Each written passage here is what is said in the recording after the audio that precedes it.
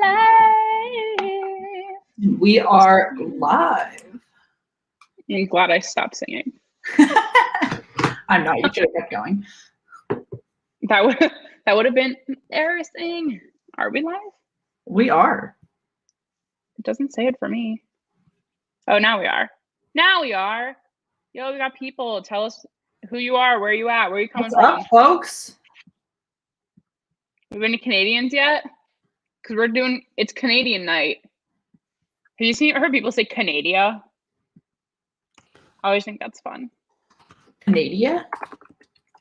Chloe! Hey, girl. Love to see it. Love to see it. Hold on, I'm pulling out my game. Jets Leaves. Guys, if you don't already know, tonight we are doing the Winnipeg Jets versus the Toronto Maple Leafs.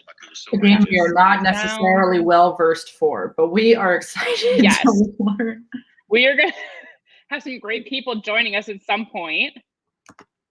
Shan, Chloe says she loves your hat. Thank you, Chloe. Yes. Thanks for noticing. My hat is from one of our biggest fans, Chloe. She sent it to us. I have Meg's as well for when she gets to the East Coast. And if you are interested in getting a hat from Chloe, why are our banners orange? I'm fixing this right now. If you're interested in getting a hat from Chloe, check her out on Twitter, Hockey Fan Chloe. She has her own Facebook page for all of her hats. I know that a bunch of Dallas Stars players have sported them recently. Oh, you made it blue. Do we not want them blue? Oh, I like it blue. Okay, then I'm going to leave it blue. Oh, love to see it. What is up, everyone? Let us know who's here. We want to talk to you guys. We have some great guests coming on tonight from a lot of our Canadian friends. So that'll be super fun. I don't even know where the list is of people who's coming on tonight because I sent it to Shannon too long ago. And we just love each other too much. We talk all day. Actually. We have, literally, from Winnipeg Sports Talk, we have Michael coming on, Joseph from New Era Sens. We got Locked On Jets pod coming on later. We have a night full of guests, y'all. But, to start out, you get me and Shan. So what do you guys want to talk about? What games are you watching tonight? I want to know. Tell us what games are you worried about? Hockey-wise. Freaking worried about the Bruins and the Rangers. Even though we're focusing on Canada today, I just have to get it out there. I am not worried about the Penguins and the Sabres. I need your 12. For everyone that doesn't know, the Penguins are on a 12-game point streak right now, and then they take on the freaking Buffalo Sabres tonight. So, screw that. They took third in the Eastern Conference. Bullshit. Blasphemy. Got the Jets. All right. Okay. Up down here, Leafs, of course. We're watching them too. We got that. Chloe's watching the Stars Blackhawks game. We have a friend there tonight, so that'll be fun. Always fun to see. I wish I was at a hockey game. I wish I was at a hockey game instead of sitting here drinking. Wait until the Pens play the Bruins. That streak will be over. You know what? They don't play them in a while, though, I thought. Maybe but when it does happen, we're going to go live for it, and you're going to have to come hang, and we'll all go at it. We'll all start fighting, and I will be A-okay with it.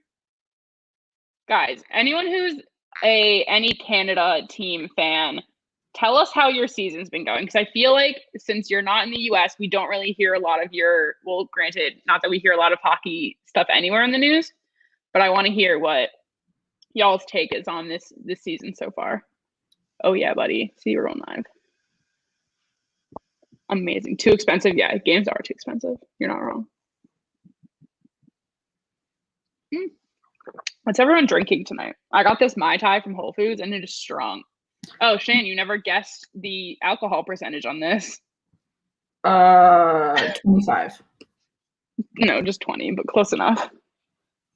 I'm good with my canned cocktail items. Sorry, Meg, but the Bruins are going to win both those Pens games. You know what? Even if that does happen. Who have the Pens played recently, though? Hold on. What? I'm looking no, you played the Rangers. You played the Rangers. Flyers. The Flyers. Man. Hey. Okay, yeah, you've played 4 of your last games. All I know the Rangers is and the I'm ahead of you in the Flyers. standings, and you just have to deal with it. Shannon did 5 of your last games are against the Rangers and the Flyers. Okay, you lost to the Islanders, but what? Maybe that stat I saw earlier. Are we on a 6? Wait. No, I didn't get get a package yet. But the lady at my front desk right now sucks. She sits on FaceTime the whole time. Whole brothers, hear me out. So it could be here and just not checked in yet. But wow, poor Shannon, her little package room. What a terror. Check out poor little Shannon in Washington, D.C. because she is not brisk with the packages. I wanted it to come for tonight. So if you don't know, I said it last time, but Mark from Black and Gold and all the podcasts at Black and Gold do Patreon. And so if you pay as little as $1 for every episode that they put out, I believe their episodes are bi-monthly. So there's 2 a month. That's still bi-weekly. No, bi-weekly is twice a week versus I think both. Whatever. There's 2 a month. And so it's $2 a month and you get entered every time they release an episode into a raffle. And if you win the raffle, it's it's weekly. Sorry. But hi, Alex. So it's $4 a month, I guess. But every time you do that, you get entered into a raffle for autographed Bruins merch. So I think I signed up for it. Yeah, you did. A month ago. And I won, and I'm waiting for my package to come. And I'm very excited to see what it is. I want to win some stuff. Yes. Well, let's go Jets. We both try to put a comment up at the same time. Yeah, let's go Jets. I remember seeing Mike on Twitter earlier, and he was like, maybe I'll hop on. like this stadium you guys have. Who's the home team? The Jets. The Leafs? No, I don't know. Are you sure? I'm not. No, I clicked. Can someone tell us who the home team is, please? But whoever it is, I think it's the Leafs because the stands are that blue of their jersey cover. Yeah, Leafs forever, it says. They're definitely at home. Oh, and the center ice. But I love the color of the stands there. That's cute. Maybe that's just the covers, but it looks really good. I feel like this hockey game just already aesthetically looks great. But I just want sorry, all you Leafs fans. I can't stand the just plain blue and white colors. Your gray jersey actually looked fire to me. Jets are in Toronto. Yeah. Thank you. Look at all these Jets fans. Thank you all for joining. If you have not already, hit the subscribe button on YouTube. Yes. Please. Follow button on Twitter. Give us a reason to go to Canada as soon as it's allowed because we want to. We do. I'm sorry if my plant's distracting anyone other than me. I keep hitting it. You have trips planned to New Jersey. You have trips planned to Texas. I can't keep up where we're going. Trips planned to New Jersey. I'm moving to Jersey, y'all. I need a trip advisor for all the trips you have planned. For you? Yeah. For us together? Yeah. Who's requesting all my we want to go to Not I. Guys, we're remote. It's fine. But yeah, guys, we have so many. I know there's a lot of Jets fans on right now. We have 2 different Jets pods coming on tonight. One at 8, one at 9. Yeah, that sounds right to me. And then if the Senators tickle your fancy, they're hopping in too. So. Yeah, they're hopping on at 8:30. We have a Toronto fan hopping on who works on the Rod Peterson show, hopping on at 7:30, talking everything in Eastern. But yeah, guys, it's going to be a packed night. You're starting with me and Jan. Oh, that was so close. Yeah, I swear if I'm looking down, it's just because I'm watching a game. My 2 games that are on, obviously I have the Bruins game on my TV, and then I have the Maple Leafs and Jets game on. It just started. Even though my games are always delayed, it's about 2 minutes in. There's already some good shots. You sounded Canadian there. A boat? Yeah, it looks like Canadian, Shan. I sounded Canadian? Yeah, you said a boat. About. I did not mean that. No embracing. Don't document it. I have no aversion to Canada. Mike, that was a good save. You're so right. That was really good. That was close. It's like the back of his cage that like just got it. So what do the Jets fans think about the Jets were hot. They were in second and then they dipped a bit and they lost their second slot. I know this because I was making our mascot bracket earlier, and that is based off of the northern seats. However, what do you guys think about where you're standing right now? Do you think you're slumping? Are you worried? Are you confident in this game to begin with? Are we nervous? Are you nervous? I'm nervous, and the Bruins are playing the Rangers. So, like, are you nervous? No. Pens and the Sabres don't make me nervous necessarily. What makes one of us?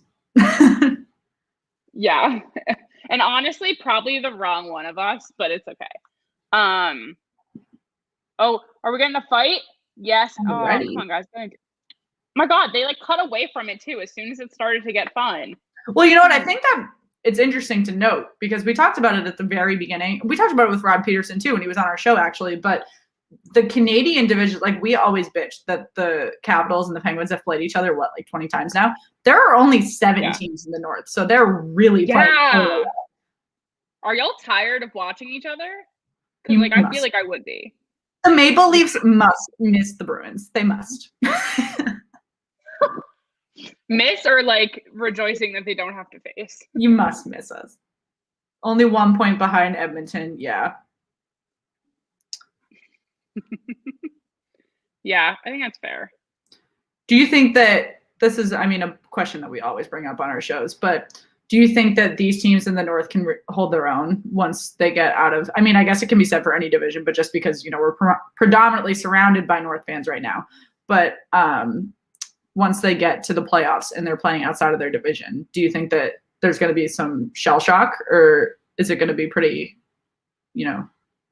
I've been pretty vocal about this too, so like you can tell me to go F myself, but I feel like y'all are gonna struggle when you come out of it. The Leafs have not made it out of the first round in Megan and I's lifetime, so I feel as though that is a good preface to whatever you all are interested in saying.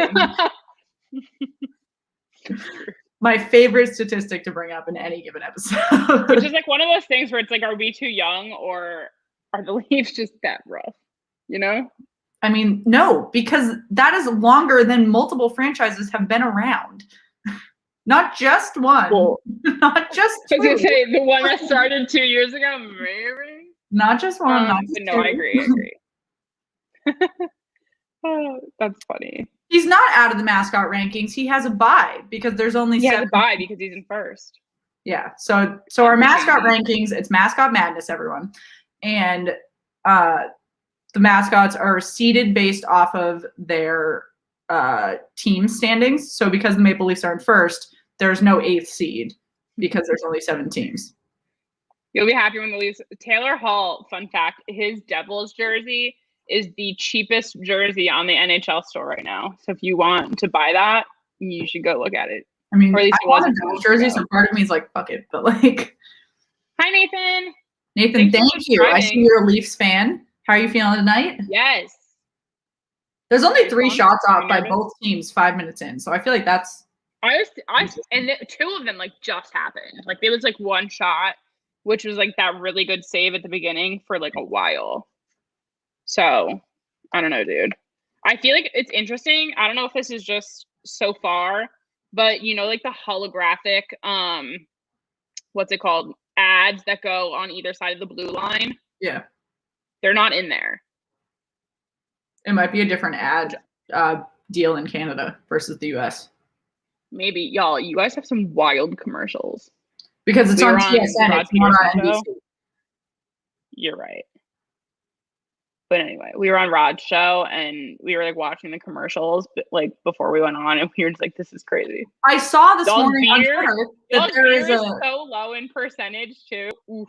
So going off of that, I saw this morning on Twitter that there is a spiked seltzer brand in Canada named Little Buddha, and my dog's name is Buddha. So at like 9 o'clock this morning, I flipped out and I was like, where do I get this alcohol? And it's in Canada, so I can't get it. Can they not ship it across country? Well, your light lager is like 2.5% alcohol. How much is the seltzer? I don't know. Is all of your alcohol? anyone who's from Canada, Jamie, you might know this. I don't. Do you guys all have like no, I said Jamie, not Shannon. Oh. Do you guys all have really low percentage alcohol? Is that like a thing? 9 calories, or am I just like, do we just or do Shannon and I just expect too much from our alcohol? Okay, so this is one. Like, it's Little Buddha Cocktail Co. It's organic and it's only 90 calories. And this flavor is grilled pineapple and rosemary, which sounds very good, but it's only 4%. Low what? Oh, alcohol by volume, the ABV. Like the percentage alcohol.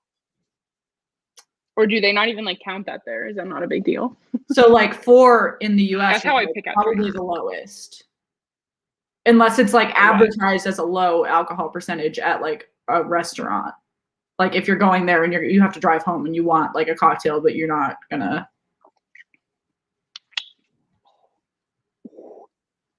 But like wine typically ranges from like 11 to like 15. And then beer is like between 4 and 10. He drinks 4%. Okay, well, 4% is a Bud Light. Bud Light's 4.2. Yeah. When I go out though to like beer gardens and stuff, I'm getting like the highest one. Well, like, yeah, because I want the biggest bang for my buck. I don't want to pay. So. Mm-hmm. But then it sucks when you order one and it's draft and they give you 10 ounces and not the higher one, and I'm like, totally. Province is sure. That's interesting. That they're Wait, no, I didn't. Shan. Oh, please share. Wait, let me pull it up.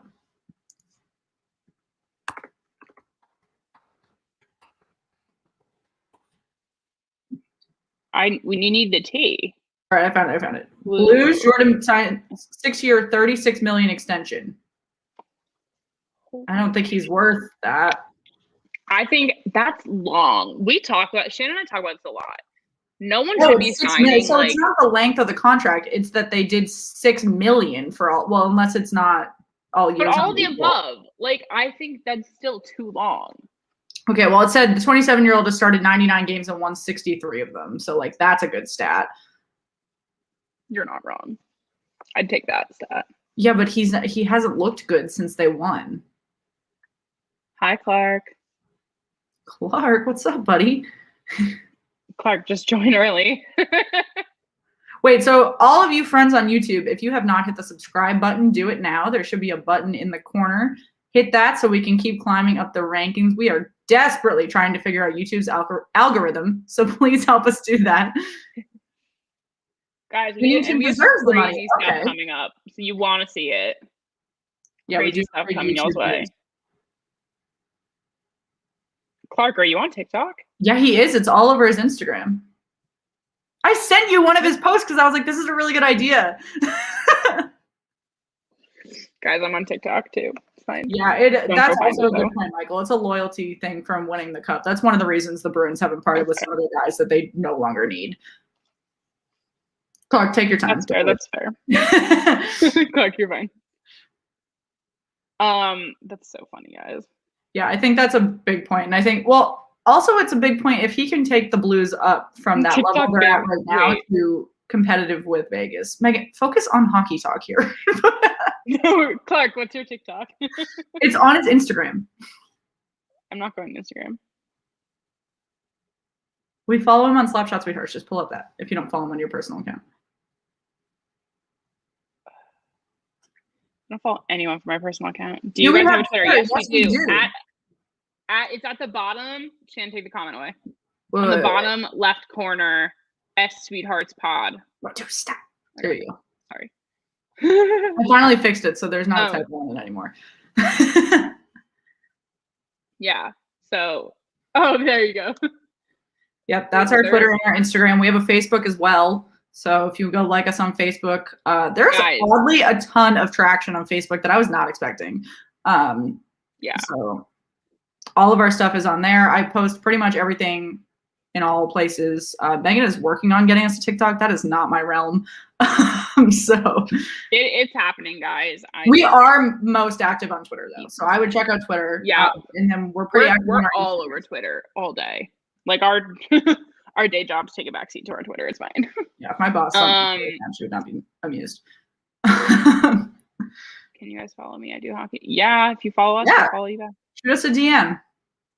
Yeah, slide into our DMs. We'll chat. That sounded weird. Guys, we're trying really hard to hit 1,500 followers. If you want to do this for the Jets game, shoot us a DM, and the next time we cover a Jets game, we'll have you hop on as well. Yeah. We love having, like we said, we have people coming on starting at 7:30 for every 30 minutes. We don't do our live streams alone typically. It's an opportunity for us to get to know other podcasts, and it's been very fun to do so.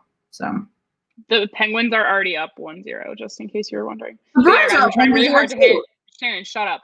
We're trying really hard to hit 1,500 Twitter followers tonight, guys. So if you're not following us on Twitter, please go follow it. We are literally 18 away from 1,500. Like, please. Hockey, thanks for hopping in. That is also another huge YouTube channel for you to check out. We really appreciate you hopping on.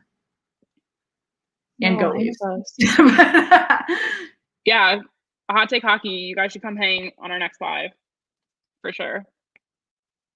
Also, Gary, we are from the shot. I think the shot count is growing, but it's still low. We're only nine shots in 10 minutes. I mean, feels off.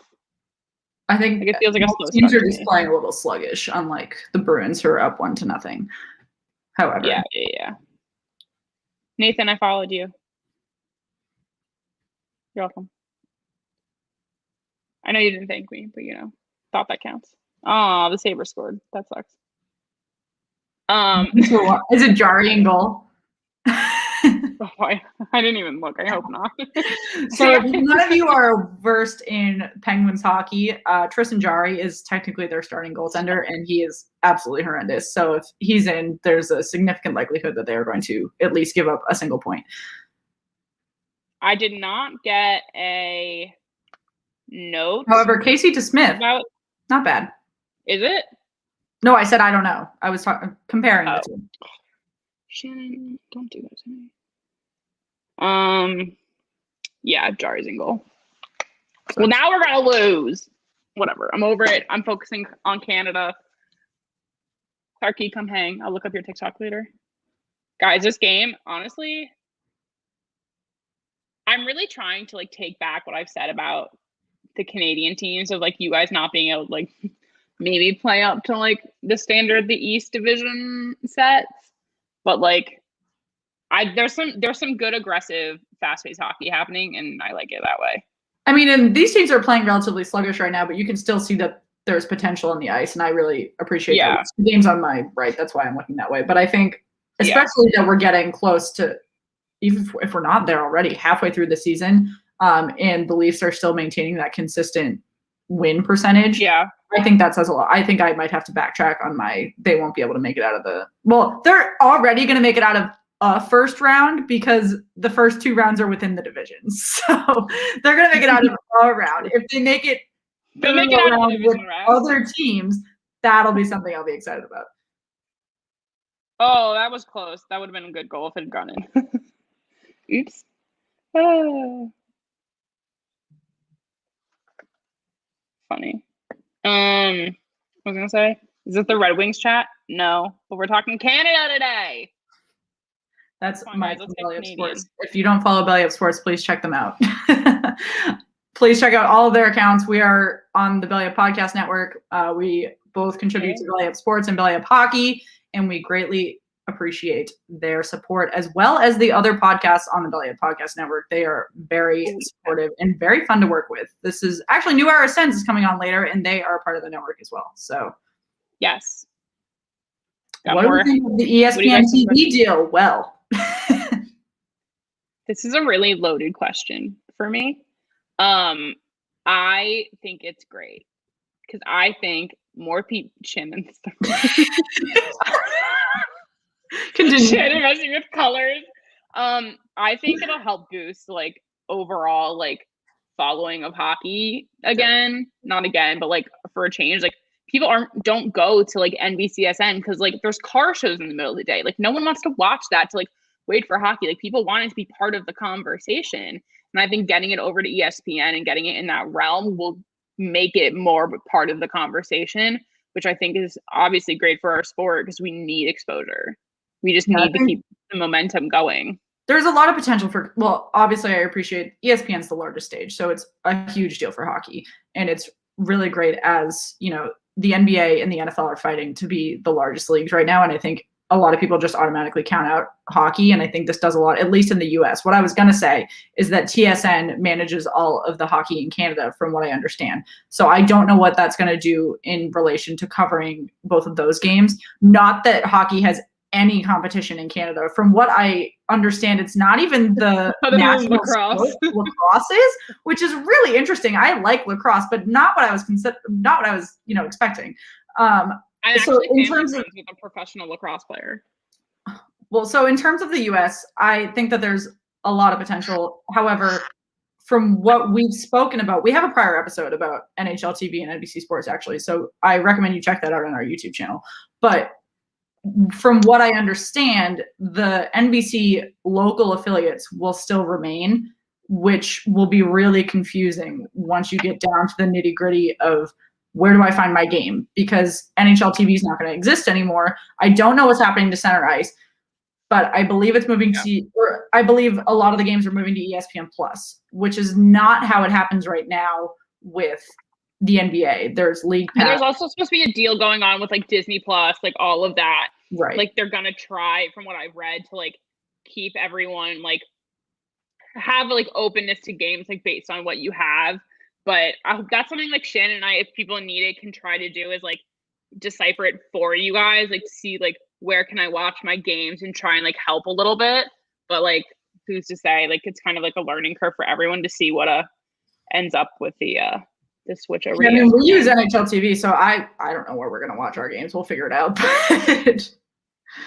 No idea. I know, and I have like back access to NBC Sports Network, so I don't know what's gonna happen with that. So that sucks. Eric asked, what teams do you both like as your favorites overall in the NHL? I'm a diehard Penguins fan, but I have a soft spot for the Vegas Golden Knights, shout out Marc-Andre Fleury, and the Washington Capitals. Shannon? Yeah, I will live and die by the Bruins. However, I have a soft spot for the Capitals. We both went to college in DC, so that's where we met. That's kind of where we got to know each other, all of that. However, in this kind of division setup, a soft spot for the Capitals is a very loose term because it's hard right now to, when you're seeing them over and over, when they stole Chara, all these things, I'm pretty over it. But I also used to have a soft spot for the Flyers. Again, the division issues here is making it very really puts pressure on these fandoms. Right. Like, it also pushes Meg and I out of our comfort zone to get to know other teams, which has been really good. So yeah, we definitely have built new like appreciations for a lot of teams. Like I feel like I text Shannon like once a week being like, we're going here, we're going there. Like I texted Shannon the other day, it's like we're going to Texas. Like, well, the Devils are still in the East, but we've gotten to know a lot about them. Yeah. We become friends with them, so like we'll see them. Well, guys, you know what? We're just shy of the 30-minute mark. We are welcoming our first guest. Please welcome Clark. What's up? Hey, how's it going? Go Leafs. Tell the people who you are, where you're from, what's your deal? For sure. First off, tell me right away if my connection's bad. I'll try to fix it. But my name is producer Clark Monroe. I'm the host of the Squadcast podcast. I'm also the producer for the Rod Peterson Show, which is where we met you guys. So I'm super happy that worked out as well as it did. And I'm just tuning into this Leafs game. I just bought like a ring light. I got a stand for my house. This is fantastic. This is driving me forward too, guys. This is great. Shannon and I are very big fans of our ring lights. Well, I like for everything. before screwing with mine because it was making me look so pale. And Megan was like, "Oh, I have like a tinted version that's gold," and I was like, "This is the tinted version." And she was like, "You need to." I have a tan set. Yeah, that's the problems I guess with us white people, right? We have to play with the settings so it's not too bright and blow us. Don't live in California and can go to the beach every. Okay, yeah, the UV index does not go that high to tan. Because like I was dark when I got here in September, but I am so pale now. It hurts. So I don't know if you guys know this about me, but I played college baseball in California for a year after high school, and I was probably more pale after I left there than I was when I got there. I don't know how it happened. The sun Yeah. isn't my friend. It's because Sun's it's not my nice, friend. but the UV index doesn't go above 3 in the winter. So Right. like you get so pale even though you're outside all of the time. Yeah, a lot of clouds, a lot of rain. I've Which, never been to the speaking of West rain, it hailed yesterday in LA. Wow. Does There's that some crazy happen? stuff going on. It's snowing in Texas. It's raining in LA. Stuff's weird, man. Yeah, It was it's warmer 75 in in DC Philadelphia today, right now so- than it is in Los Angeles. It's ridiculous. Okay, but we're watching the game too. Clark, give us Yes. the rundown on this game. What are we expecting to see? What should Shannon and I be prepared for? Well, okay, so you got two of the best teams in the North going on right now. They obviously just played a game on Tuesday night. The Jets won that one, but it was pretty close. Connor Hellebuck's an absolute superstar. You were talking about Jordan Binnington earlier in terms of he got a new contract. Well, Connor Hellebuck, I think he's locked up for a little while. I think the Jets are pretty lucky because they got him for like $6 million too, and he's probably worth way more than Carey Price is, because the last couple of years Connor Hellebuck has been absolutely a stud. So he was huge for them on Tuesday. The Jets, that is. The Leafs had tons of chances. I obviously, we had the squad cast on Tuesday night, which was at the same time as the game, so I missed it. But I saw some highlights, and it seemed like they had like 6 or 7 grade A chances, and Connor Hellebuck stopped them all. So he's on fire right now, and the Jets need him each and every game because he's been winning them a lot of games lately. So far in this game, from what I've seen, because I was setting up my ring light and it kind of took a lot of my attention. But yeah, I don't know. It started off really slow. I didn't see a whole lot of back and forth. It was kind of sloppy. It was really the first 5 minutes there were only 3 shots, so it was sluggish. I heard you guys mentioning that it was a little sluggish, and that's kind of been the Leafs thing this year, is that they've been really, like, when they're good and when they've played good, they're like dominant. But the majority of the time, from what I've noticed, they're missing passes. They're out of position. They're not, they're not attacking when they should be. They're dumping it in when guys are changed. I don't know. It just they haven't been clicking a ton this year, but they obviously went on a stretch where Matthews was scoring goals every game, which is huge. He goes into robot mode, I call it. And he just, every shot he takes goes in, and he refuses to not score some nights, which is unbelievable. It's like the best thing to watch. But then he like breaks his wrist every 2 weeks, and we can't shoot anymore. So it's frustrating, but it brings us to a good point that we brought up before, and we didn't get a ton of answers in the comments. But what do you think about when we get to the playoffs, which obviously the Leafs are going to make the playoffs? Do you think that they can hold their own once they get out of the division, or do you think it's just because they're playing softer opponents with how bad the bad teams are in Canada versus the good teams? Right. So that's one of the topics, like, me and my co-host Max have been talking about, I want to say, for like a month now on our show. Every week it comes up, and he's a Nashville Predators fan, so he talks about the Central all the time. And but he follows the North just because we're here. But I don't know. I think the bad teams in the North narrative is a little overblown. Coming into this season, none of the experts, anybody you looked at or followed on Twitter, none of them had a set order of what the standings were going to look like. Rod Peterson picked Calgary to finish first, and now they're the team that everyone says is bad. The other team that's bad is Vancouver. They were the best team last year in Canada. So were they really? They went the farthest in the playoffs. Okay. So if you want to call it. Thatcher Demko was on another level in the playoff bubble. Elias Pettersson was absolutely on fire last year. Brock Besser's always good. So and they went through a little shift. They lost Jacob Markstrom, obviously. They lost Chris Tanev, who was one of their locker room leaders for so many years. I think over 10 years he was there back when the Sedins were still firing on all cylinders and everybody. So got a Jets goal. Yeah. Oh yeah. I'm on a bit of a delay, I think, because I haven't seen it yet. So I'm usually on a delay, so I just assumed everyone else saw it. Now that everyone's I saw it. Yes. There we go. I just saw it. So that's Nick Ehlers. Yeah, so I just pulled up Shannon and I's, original rankings, and it's interesting. We both had Edmonton at number 1 because we had so much. Yeah. We had such high expectations with Connor McDavid, really like Leon Draisaitl, like leading that charge. But I had the Leafs second. Shan, you had Calgary next as your second, and then you followed by Montreal. I followed by Calgary, and then Montreal, and then you had the Leafs in 4th.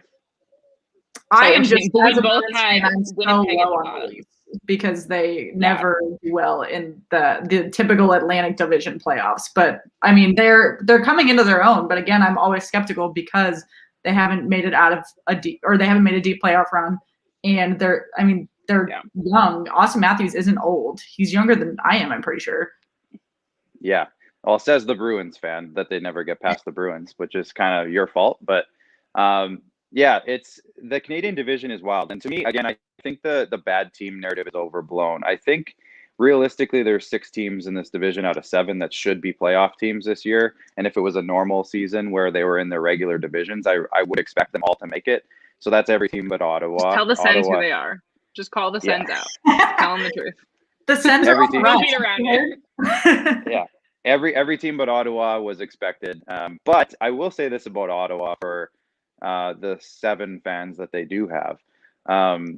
They are loud. Their fan base are ruthless. Yeah. There's not many, but they're there. They're loud. So I will say this is that as a Leafs fan, Shannon, you probably saw this back a couple years ago when the Leafs just got Austin Matthews and they had 3 or 4 young guys who were skilled and their team was fast. It was full of like journeyman veterans who are trying to get jobs and keep their careers going. Yeah. And they work hard and they are hard to play against and they don't take any nights off because they can't. Their careers are literally on the line. And the young guys want to prove some stuff. That's what Ottawa is this year. They're extremely scrappy. They're the team that everyone calls the pesky Sens. They just beat you when you don't expect them to, and they never give you a night off. So that's what the Sens are this year, which is why I think it's fun to watch. They're not just a typical bad team that has no hope. They actually have, thanks, Michael. They actually have talent. They have a future. They have prospects. I don't think they're at the tail end of their rebuild from what I can tell. I don't think that they're going to be bad for that long. And I think, like you said, the North Division and the Central Division actually both look particularly odd just because of the way it's structured. But if they were in their typical setups, it would be, the team would look much different. Yeah, and it is weird this year too because you'll go through stretches in the North where you're like across the country away, whereas every other division is kind of tight. Well, the Central is a little spread out, but every other division is pretty tight. And from Toronto to have a Western road trip like they just did, where they were in Edmonton for about a week, and then they went to Vancouver for about half a week. They were away and playing every other day for almost 2 weeks. So does your schedule reflect that in the sense that you're playing the same team over and over more than? So I know that I just looked and the Penguins played the Flyers 3 times last week, but are you playing more than that then? Or are you just playing them? It's typically 2 or 3 game series against each team in their rink. So like for example, they for whatever reason the Senators are the one team the Leafs will play like 1 game against just randomly. But every other team seems like it's like a 2-game, 3-game series as they're traveling one direction. So Toronto will do Edmonton. They played Calgary before that, and then they were in Vancouver. So that's a long road trip. It's tough. Like usually your Western road trip's a week and you play like 4 games in 6 days, but this one's like a grind and you can't really do anything because it's the bubble. So it's weird. But this North Division, I don't know. I really do think a lot of these teams are a bit underrated, but the way it's all set up is there's going to be 2 or 3 good teams and there's going to be 2 or 3 bad teams with bad records. Even if they're not a bad team, they're going to have bad records. When you're only playing within your division, that's just how it works. So Calgary looks a lot worse than they are. Vancouver looks a lot worse than they are. Montreal's really good and they're in 4th place. So it's interesting. So how does it look then? From our perspective, obviously we are not as well versed in the North because 1, we never get the games and we're not playing any of the teams. So we're not seeing them as often unless we, see them on NHL TV. How does it come off from the Canadian side, not seeing any of the American teams and how you guys are kind of shaping up the other 3 divisions? Yeah, that's You're a great. doing well. Yeah, well, that's a great question, because we actually put a poll up. I think it was for Rod's show a couple weeks ago, or maybe it was last week, and we asked like, okay, this year in the NHL, have you seen any games outside of the division where your favorite team plays in? And I'm going to say 60% say they hadn't watched a single game outside of the division. And so for Canadians, like, Sportsnet does a pretty good job of putting on some American games, but the North, like the teams in the North, can capture so many people's attention that it's almost like you don't want to watch any other game outside the North. It's weird. You can flip on a TV every single night almost, and Calgary's playing Edmonton, or Toronto's playing Montreal, or Vancouver's playing Calgary, or there's all these rivalries constantly, and it's so attention grabbing, and it's almost like you get drained for the other divisions. So I lean on Max because he's my Central Division guy, and he tells me about the Predators and how bad they're doing and how many injuries they have. And then, you know, I'm pretty good at looking at Twitter. It's part of my job. So it's not part of our job, and we're pretty good at looking at Twitter. So. Yeah, I've we need to get pretty off good Twitter at a little. I've gotten pretty good at it. So I would definitely say that the Preds are struggling. Yeah. Like I feel like the Central Division, like their game counts are so off between like team to team that like it's so hard to look at standings for that and get any type of real image there. Like even like the Preds are what, like 6th right now? Yeah. But like that's not like telling, because like the next team behind them only has 21 games, which is Dallas. And then you have like, right. It's just such a weird spread this year because it's so inconsistent. Well, it's inconsistent, and you have to remember too, Dallas had those COVID issues, so I think they missed like 2 weeks. Yeah. Minnesota had COVID issues, so they missed a bunch of time. So that Central Division has kind of had some. I think Chicago had a bunch of issues as well. So there's like half that division was kind of messed up. So that's why you see so much, like especially the Stars. I think at one point they only played 16 games, and everyone else was at like 25. So I think they're just catching up now, but.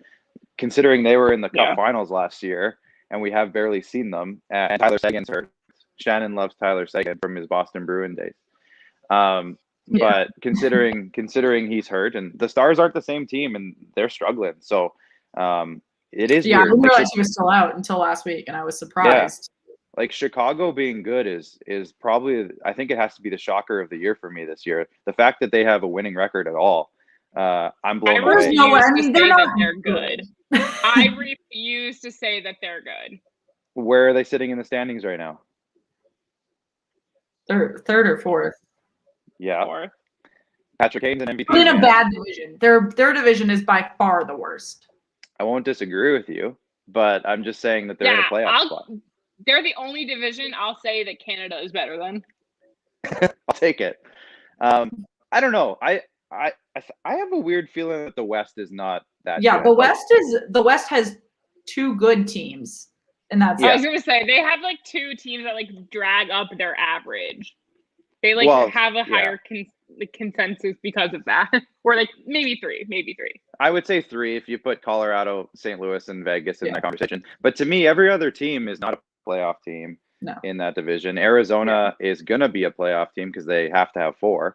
But other than that, like Minnesota. It's Minnesota. Minnesota's up there. It's Vegas, St. Louis, Minnesota, and Colorado. Oh, is Minnesota in the West? Colorado's 4th right now, which is shocking. No, they're in the West. No. Minnesota and Arizona go back and forth on that 4th seed, which is awful because Minnesota is just, they have like 2 good players. Yeah, and I had one of them on my fantasy team. Minnesota's 3. Shan, we have to play fantasy. Yeah. Is it? But Colorado's 4th right now. I think the game count in the West is messed up too, though. No, yeah, but they had closer. some issues.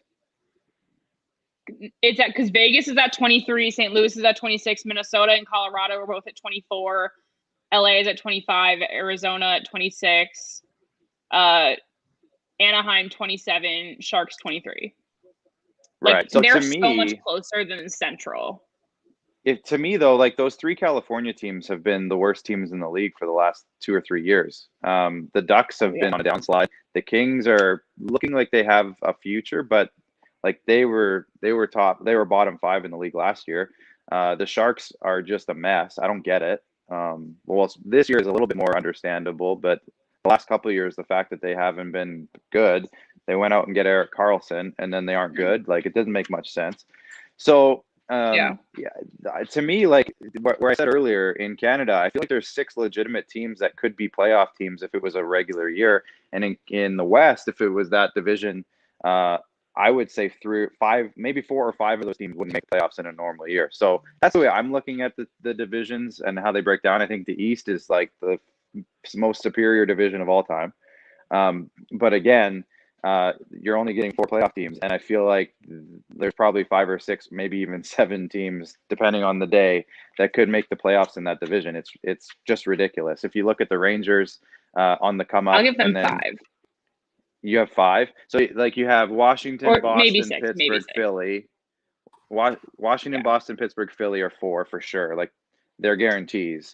And then you have the Rangers, who are trying. The Islanders and the Rangers are feeling the the wild cards there. Like the Islanders and the Rangers are the ones that could like make a run for it, but I feel like the Devils and the Sabres are just like they're accepting their fate.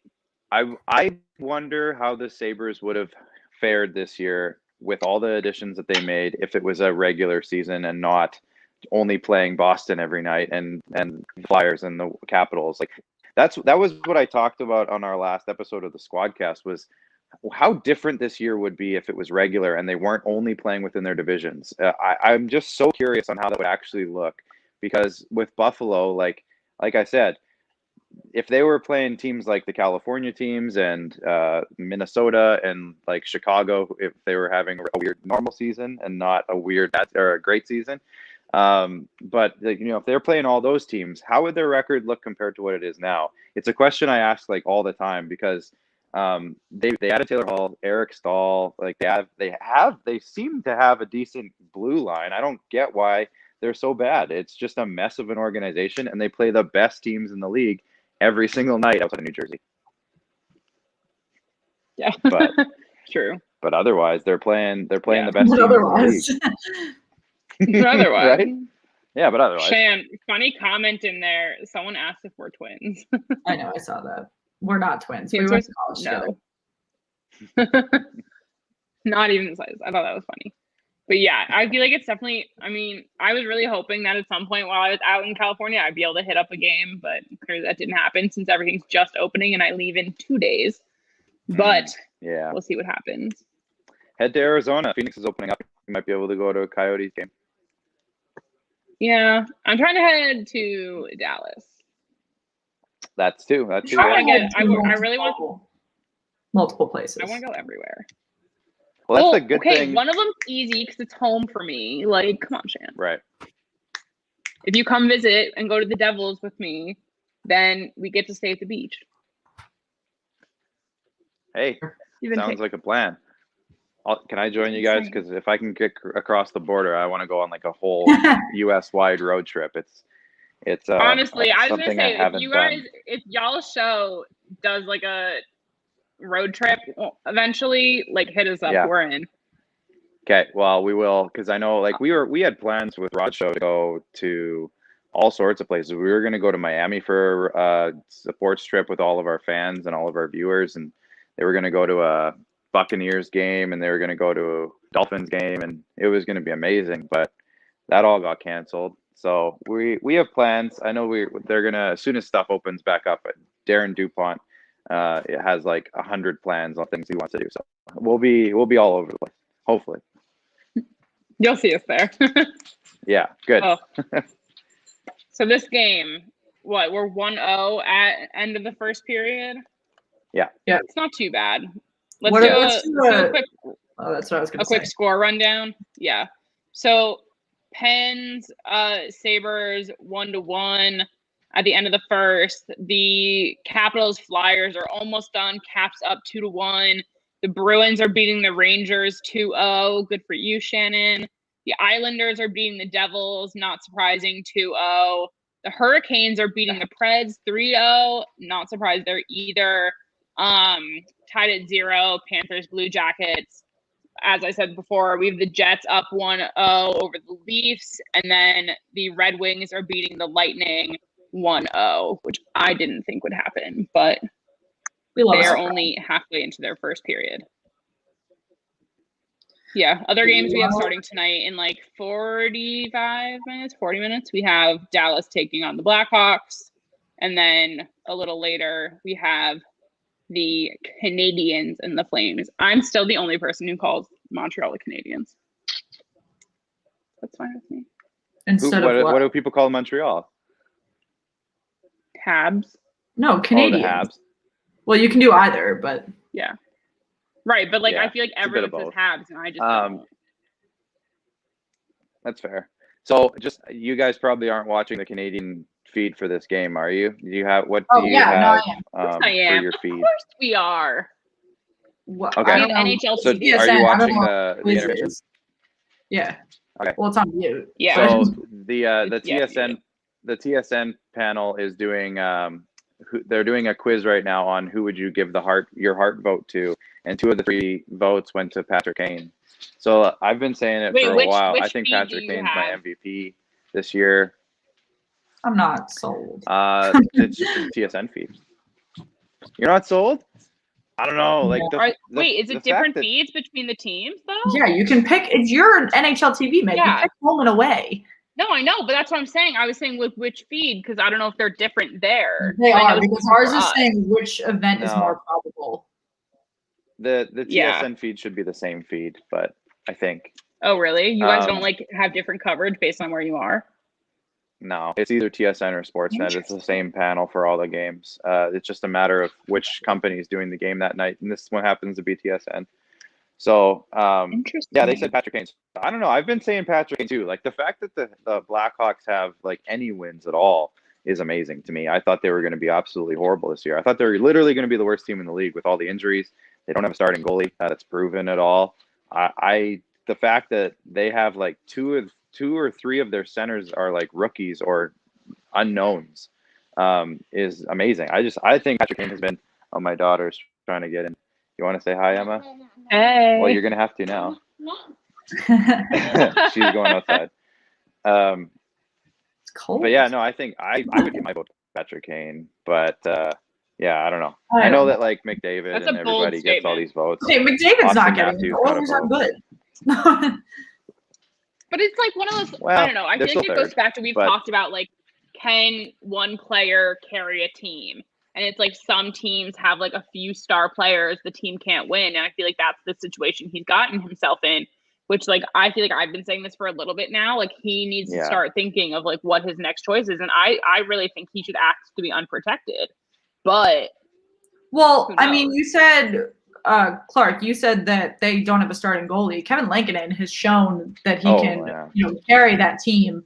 After we recorded our goalie episode probably the 2 weeks into the season, and we destroyed the Blackhawks. We were like, there is no. It was like the game before Lankinen make the first start, and we were like, there is no way this team is the bottom of the barrel. Like, you're done for. And obviously, Kane is a huge part of that, but I think Lankinen's a huge part of that too.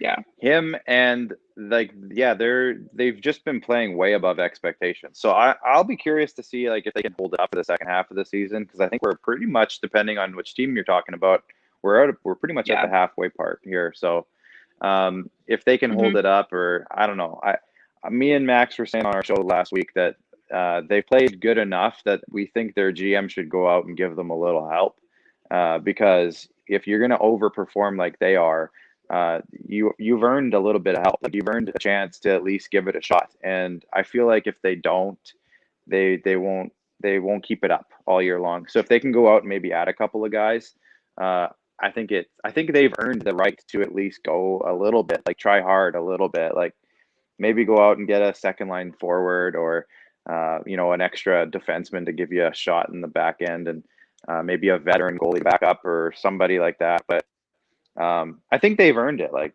they've way overachieved for what, like you said it, and we all said it up here. I didn't think they would have 10 wins all year, and they're very much ahead of that already.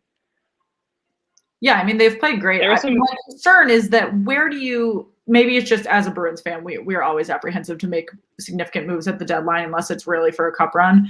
And so like, where do you draw the line? Like, is it worth the Blackhawks really making a move if they're the fourth seed in the Central, the weakest division in the NHL. Is it really worth them moving assets to, put a Band-Aid on something that might not actually get them very far? If they even make it out of the division, can they hold their own against any of those larger teams? I don't think so. But here, the thing with this year, and it's so weird, is that there's a ton of teams who don't want to have much money on their caps. And with the Blackhawks, do you see the moves they made last week where they put Seabrook and Shaw and Zach Smith all in long-term injured reserve? They cleared up about $12 million in cap space just by doing that, sort of. So if you want, there's probably a couple teams out there who have guys on $3 or $4 million contracts, and you can say, hey, we'll take them off your hands because we need some guys on our forward group or whatever, and we'll throw you a 4th-round pick or a 5th-round pick, and we'll just get the money off your books. So guys like that, I look at Vancouver, they're struggling. They have 5 guys who have $3-4 million contracts. And if you throw them a couple mid-round picks, maybe you get a guy or two out of there, and that could actually help your roster for the rest of the season. So I'd be very curious to see if Chicago does take that approach or if they just kind of ride it out. But that's the other thing too, is I'm sure you guys have talked about it, but any Canadian team getting involved in trades have issues with the border this year, and they got to wait 2 weeks. Yeah. So it's going to be weird because the Leafs, we're watching the Leafs right now. They're in a position where in a normal year, if there wasn't any restrictions, they'd probably load up and go all out because they have a really good shot this year. But they have to either play it super strategically or just know that they're going to be without whoever they trade out of their lineup. So if they trade Alex Kerfoot or somebody like that out of their lineup, they have nobody in that spot for 2 weeks. They're down a guy for 2 weeks until the other guy gets in there. So that's a great point. We actually haven't talked about that at all. Yeah. And I think that's I guess it's just because we hadn't thought of it as something that was a factor down here. But that's significant. They have to do the quarantine. So for example, you look at the Patrick Laine and Pierre-Luc Dubois trade that happened, I don't know what it was, 2 months ago now, a month and a half. Wow. Yeah. The Jets didn't have Laine for 2 weeks, but they also didn't have Dubois for 2 weeks. They had to wait. So that put them at a disadvantage for that entire time because they were without basically their top scorer, or most elite scorer, I should say, and they didn't have Dubois either. So every Canadian team is almost at a disadvantage if you think of it that way, whereas Chicago could go out, add a guy from Anaheim, and get him, I think, in their lineup the next day. I don't know. There's probably some testing you have to do, but there's a big difference when it comes to Canadian teams trading this year on the border. So that's something to keep an eye on. Yeah. I feel like that could totally make a difference in the way teams decide to finish out their trading time. That people are going to be a little more hesitant to do it now, but at the end of the season, when this is over, it's going to ramp up more than we would ever expect it to in the off season. It's going to change so much.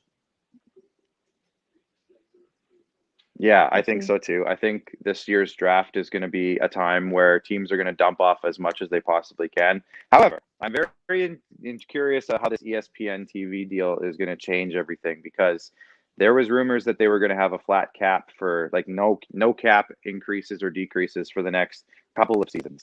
So this one, and then I think next one, and then maybe even one more after that. But with ESPN coming in and doubling the US TV deal, and they also left room for somebody else to jump into, they could be looking at almost tripling their US TV deal money.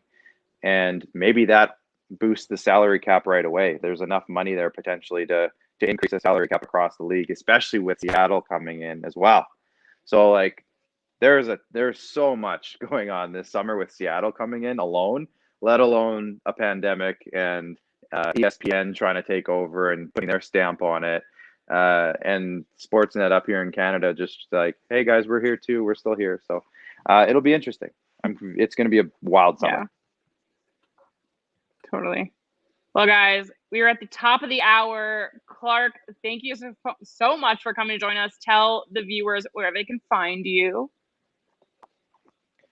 Yeah, they can find me at on Twitter. We're at Team RP Show.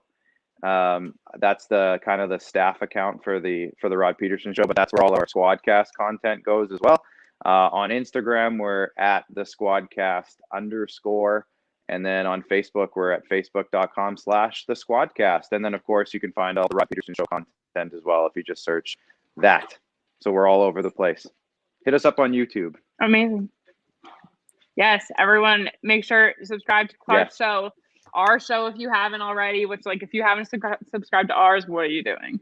But amazing, Clark. Thank you so much for joining us. I'm sure we'll be in touch with y'all's team at some point. Absolutely.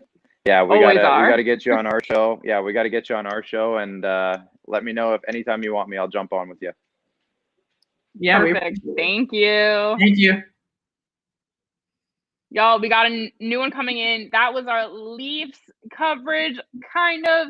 Now let's turn to the Jets. We got Michael coming in here from the Winnipeg Sports Talk. What's up? I think you're muted.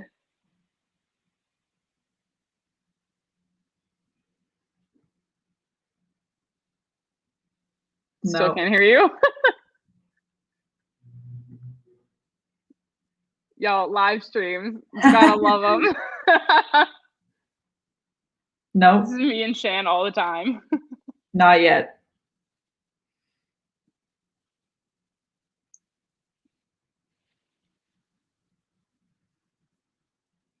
Nathan, we appreciate you. Yeah, everybody, if you haven't hit the subscribe button yet, hit subscribe and go follow us at the bottom. You can see our Twitter, Instagram, YouTube, and Facebook. So at @SweetheartsPod, Slapshot Sweethearts on Instagram, Slapshot Sweethearts on YouTube, and Slapshot Sweethearts Show on Facebook. We have already bumped up 15 subscribers on YouTube tonight. So thank you, everyone. Let's keep that moving, shall we? Or Michael in here eventually. But if in the meantime, if you haven't already checked out our mascot madness that we got going over on Twitter, our Instagram stories, gotta do that. We are doing a bracket type of March Madness setup of all of the mascots in the NHL. Crazy competition right now. Yesterday, we had over hundreds of votes for our East teams yesterday. The North teams are still open right now. Bracket. You got me now? Crazy amount. Yeah, there we go. Okay, sorry. I got way too many like microphones on my computer, and it kept kicking me off this one. I closed every program that I have open. So thank you so much for having me, guys. I'm super pumped to be here. This looks really cool. Yeah, thanks for hopping on. We love your jerseys behind you. Tell us about that. That setup is great. I got a bit of a collection here. Only the biggest beauty jerseys. You know, I like to buy them, but I don't really buy them new. They're pretty expensive. So I like looking at Facebook Marketplace, Kijiji, eBay. Got a 96 Western Conference, early 90s Jets. I got a 90s Gretzky. I got a 2002 Joe Sakic Team Canada behind me. Ducks, Sabres, Maxima Afinogenov. So a lot of I need something that looks terrible if it's just like a red couch. So I figured I'd spruce it up and make it more hockey-ish. Yeah, love to see it. We're both planning our future recording caves since we're both moving kind of in the fall time to like new homes and stuff. We're like thinking we got to spice this stuff up. Like our backgrounds are normally pretty dull, and it's like we got to throw all our stuff on the wall. Yeah, colored LEDs. That's the one to get. Go for the color. Got one. I see you got one back there. I might get more. I got a couple of blue ones, but maybe I need one of those strips. I don't know. Make it a bit more. I have a strip. I need to put it on my wall when I get home. Yeah, those are pretty sweet. Amazon's my best friend there. I got mine at Target. Target? Oh, Target. We don't have Target anymore in Canada. I wish it was here for like 2 years.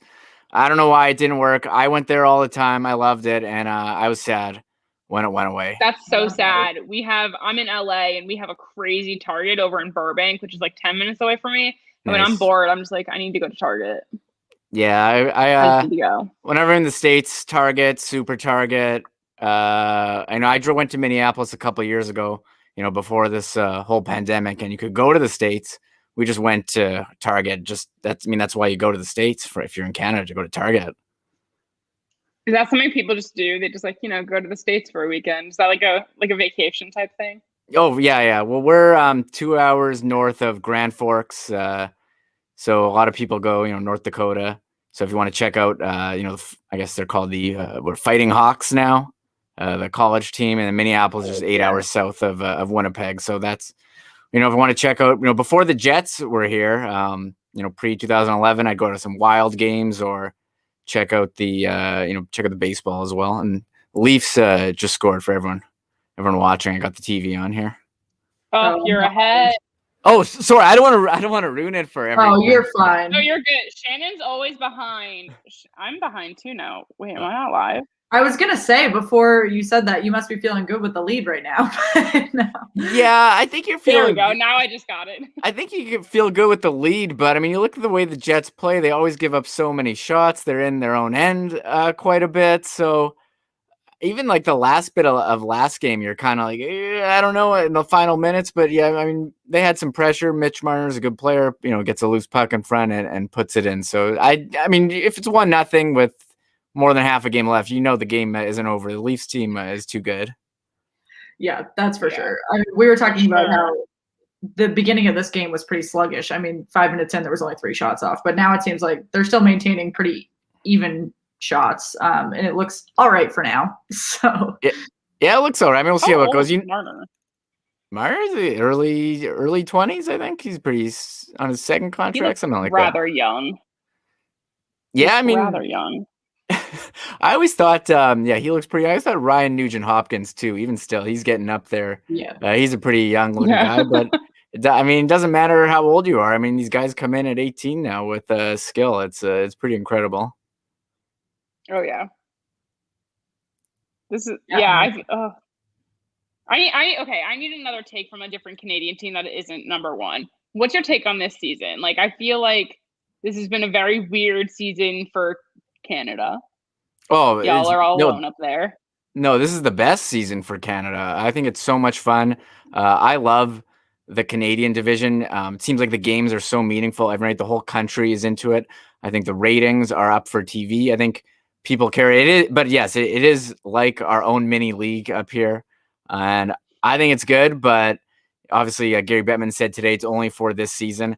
And as far as like league interest, I think people here only really care about the Canadian teams. I don't think people care about what's going on. We're in the Central Division normally, Winnipeg. So who's in there? Right. Minnesota, St. Louis, Chicago. Like I'm not Minnesota's really over in the West this year. Yeah, them and St. Louis are in the West. Like Nashville's in. I don't even know what the divisions are because I'm only watching Nashville's Canadian over in teams. Central with like the Stars and everything. Yeah, Nashville, Dallas is in there. So it is definitely weird. You're playing the Leafs, like the Jets are playing the Leafs here 3 games in a row. You don't see that too often. And, also the Jets are playing weird start times, like 9 p.m. local start times on a Saturday to accommodate TV. I mean, not ideal. I mean, I like the late starts. I think it's fun, but maybe not ideal for the players and some others. But I mean, fans aren't going to the game. So it doesn't really matter what time it starts, but totally. Definitely odd. That was my thought during the Winter Classic games. Yeah. Because when we got rescheduled, when the first one was rescheduled to midnight Eastern, yes. Shannon was like, I'm not covering this, but I'm over in California. So for me, it's 9 o'clock. I was like, I'll take it. That's a game I can watch. But it's just the difference that these timings are making this season when there are no fans, I feel like is really kind of hurting fandoms almost because not everyone can watch the games. Okay, look at last night. Montreal playing Vancouver at 8 p.m. local time in Vancouver. That is 11 o'clock. If you're a Montreal fan, how are you going to watch that game? I know you want to make it look good for TV, but were Montreal fans staying up till 2 a.m. local time last night? No. Now they won, so not a chance. Maybe, but yeah, how many people are going to be watching that? So they have given us some weird times. But the Saturday, I was watching the Saturday night Tahoe game when it went late. I mean, that was kind of Saturday was fine, but a Wednesday night last night, Montreal, Vancouver, very odd. And now Montreal's playing Calgary again tonight. I think at a later time as well. So West time zone. They start in an hour. Yeah, and West time zone. I mean, I always say the Central time zone is the best time zone for sports. You're kind of in the middle. You don't have anything going too late. But West time zone, you guys never have any late games, but maybe you'll have games start at 5 or 5 for you. The bad part for being out in Pacific time zone for us is for certain games when they're going to start at noon or something on the East Coast, that is early. Yeah, it's bad. Like, I am not ready to rally for a game at 9 a.m. I'm just not. It's not happening. Yeah, I think as you I'll get be up till 2 a.m. before I wake up at like 8 for a game. Yeah, I think as you get older, you don't mind the early times as much. But yeah, 8 or 9 a.m. A bit early, that's for sure. Oh yeah. I Shan, just welcome want to back. update everyone. While I was gone filling my glass, the Bruins scored 2 more goals, so it's 4-0 at 5 minutes into the second for the Bruins. For anyone that cares about the East. Anyone? The Penguins are up 2-1. Okay, Over yeah. the Sabres. I got I don't know if you guys are into fantasy or gambling, but I took the Penguins first line. I got Crosby, Rust, and Letang in fantasy tonight, so they're not doing well. But Pittsburgh's up 2-1. I foresee Crosby and Rust being your moves then tonight. Yeah, that's what I'm slowly but surely losing my faith in Letang. In Letang, yeah, I lost my faith in Letang like 5 years ago. Like, the man is made of paper. Well, I'm a Penguins fan, so bite me, Shannon. But no, like, but now that he was like back and like kind of healthy, I had hope. But like now that he's like still playing, I'm losing my hope. Letang's always good for those offensive numbers, but yeah, health definitely always a concern with him, and maybe defense as well. But if you're playing, looking for a guy who can quarterback a power play, he's definitely a guy you want on your team, I would think. But it's one of those like power play, and then relying on him. Like, should you be not to like, but should the Penguins be relying on him? Should you be betting on him, or should he be playing like those power plays and that's it?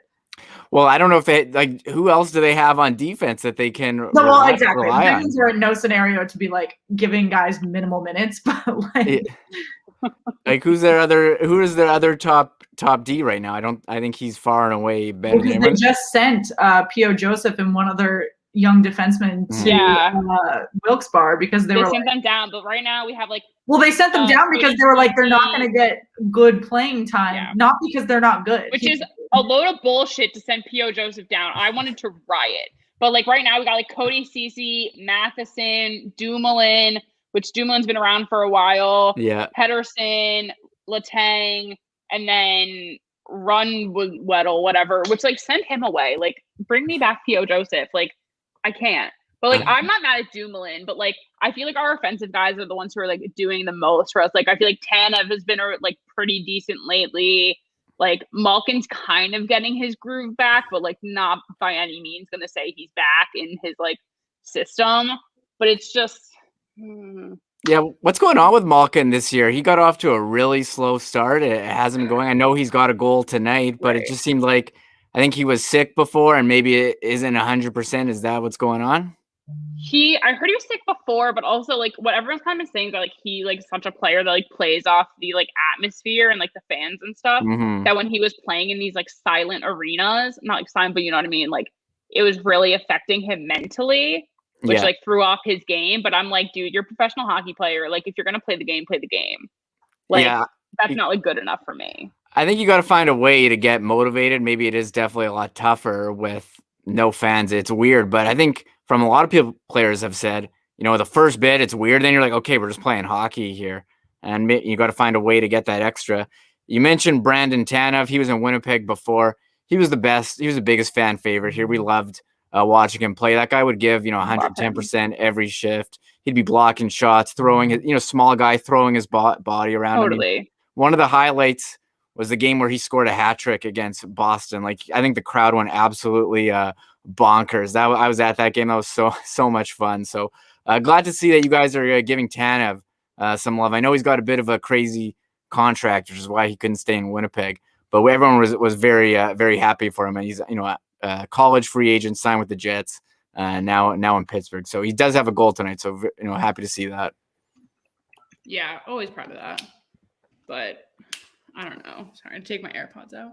Yeah, I want the best, and I feel like we're not making, like, I'll say it till I'm blue in the face. Like, moving P.O. Joseph down was not the move.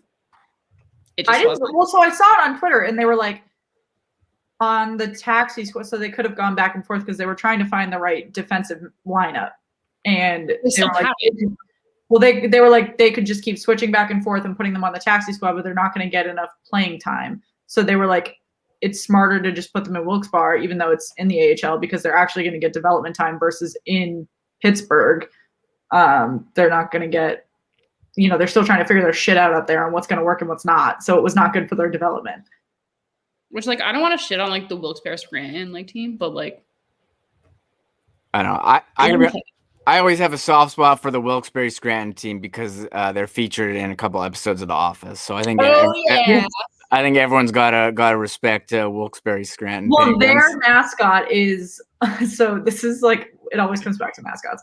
If you don't know, on Hulu there is a mascot show, and I was like home sick from work last year one day and was just like looking at crap to binge on Hulu, and there's this mascot show, and each season there's 2 seasons.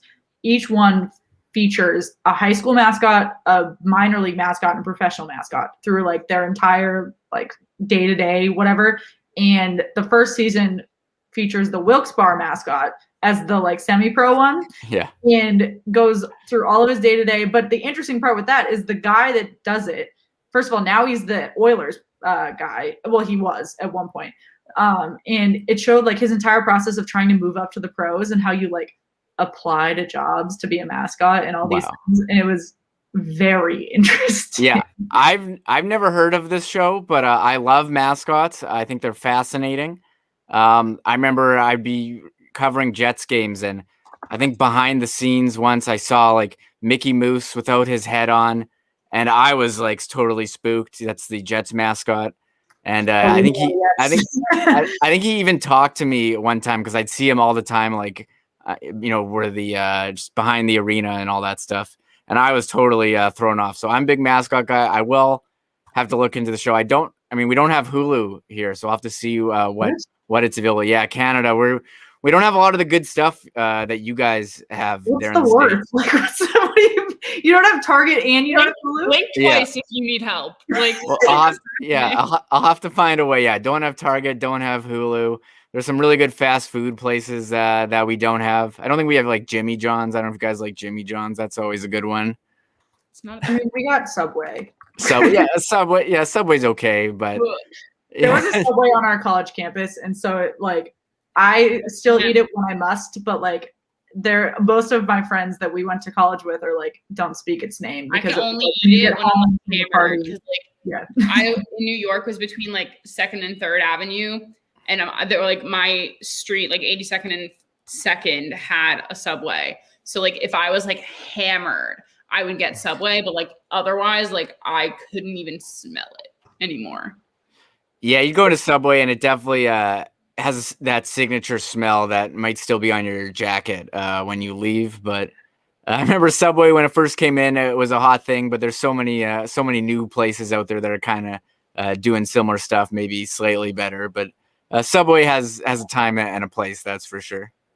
So I live in Washington, D.C., and we drive up to Boston a lot because that's where I grew up. And the entire 95 highway in Connecticut only has rest stops with Dunkin' Donuts and Subway and mobile gas stations, and that's it.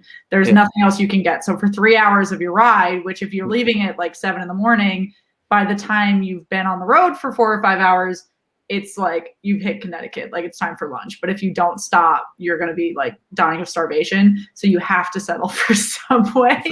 But I do the drive pretty frequently because like when we're in a pandemic too, I have a dog, like I have to drive, I can't fly. So Subway is consumed more frequently than I would like. Yeah, I know about that. We drive I-94 to Minneapolis, pretty familiar with that drive. So it's always like rest stop, gas station, McDonald's. What's not Carl's Jr. there? They have like I think it's a Hardee's. Is that the one? I think they're kind of similar. We hit those on the way there. Burger places. Yeah. Oh, Culver's is really big. I'm not a big Culver's guy, but I see the signs for it all the time on the highway. Oh, it's like a Checkers sort of, I think. Yeah, I think it's like Checkers. I'm very fascinated by the U.S. Fast food scene. You guys I've never had any of those burgers. If I'm gonna get a drunk burger, it's gonna be like McDonald's or Shake Shack or In-N-Out, yo. Yeah, Shake Shack's decent. I had Shake Shack in the Minneapolis airport, and I'm willing to give it a pass because it was an airport one. It wasn't a real Shake Shack, even though it looked pretty nice. But it was okay. I know you're in LA, so In-N-Out is still probably number one. Oh yeah, But Shake Shack, not when I'm in Jersey, the drive from my parents' house to the beach they just put a new rest stop in, and they have a Shake Shack there, and it's so good. And like I've like driven home in like the middle of the night before, and like getting a shake from Shake Shack in the middle of the night is just sold. Oh, sorry, that's my Budweiser goal light that just went off for the You the have Jets one goal. too? Oh my god! Look. Wait, is it like the blue tell us more about goes this. off? there You're we the go. second person in 2 weeks that has one of these. I have to. The Jet. You must wait. I have to message. We have a friend who in the pod world who is a Dallas Stars fan, and he has one of them too for Dallas. But Dallas doesn't score very often. So we had been on our live stream for 3 hours, and then somehow a siren starts going off, and we're like, we had done our very first live TV appearance that day. So we were each having a bottle of champagne on this live stream. So by the end, we're like not sober, and he has sirens going off in the background, and we're like, what the hell? And he's like, oh, it's my Budweiser goal siren. And we're like, what? And he pulls it out, and we're like, what do you like? We spent like 10 minutes asking him how it worked, like where he bought it, what the technology behind it was. Yeah, mine's pretty old. It's a Winnipeg Jets special edition whiteout one. Oh, sorry, I accidentally hit it. From the playoffs a couple years ago. You connect it to your phone with Wi-Fi, and I guess it knows. I didn't even know it was on, and the Jets just scored. They're up 2-1 now. Yeah, I saw that. Well, because as soon as it went off, I looked at my computer. Yeah, as soon as it went off, I saw the goal, and I was like, what? Yeah, it's pretty cool. So I'm so pumped that I have one. I was lucky to get one through work before, and this is like a limited edition Winnipeg Jets one. So I don't care what it has on it. I just want one that lets me know when the Bruins score. Because like I didn't even know they were up 4-0 until I got up to get a drink. $200. Are you kidding? Yeah, they're not cheap. Yeah, they're not cheap. So I'm very lucky. I also have the glass too. Actually, it's like a thing that screws into the bottom of the glass, and it lights up. You have to connect it to the phone app, and it lights up when when someone scores. It's you like choose which teams. Yeah. I need to find one of these. I think they sell them on the website. I'm not sure. So they got a bunch. I know a lot of teams like the Jets have like a first goal contest. So you like can guess who you think the first goal is going to be. And a guy I know won one because he guessed like Line was going to score and then got randomly picked. Well, so that's an easy bet. They're you can try mailing out a buttload of them. Like, yeah. So I mean, you can try to win them from contests, but yeah, they're pretty cool. That was sweet how that thing. I didn't even know that it worked. So or that I had it on. We So have I'll a take question from one of our podcast network friends. Oh. He hosts a Blue Jackets podcast. He's talking about.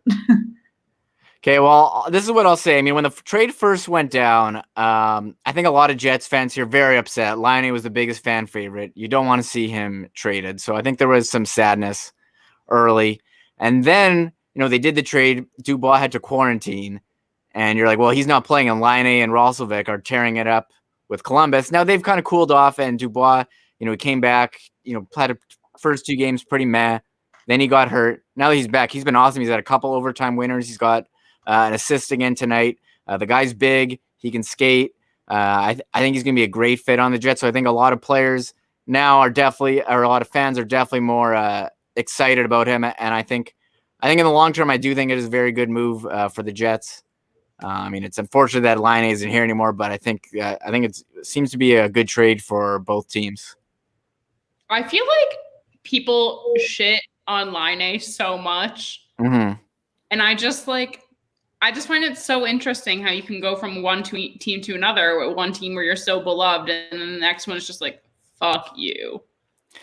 Yeah, I think, he's a pretty streaky player. Like when he first came to Columbus, I mean, he was scoring goals. He was doing awesome. Now he's on a 5-game slump.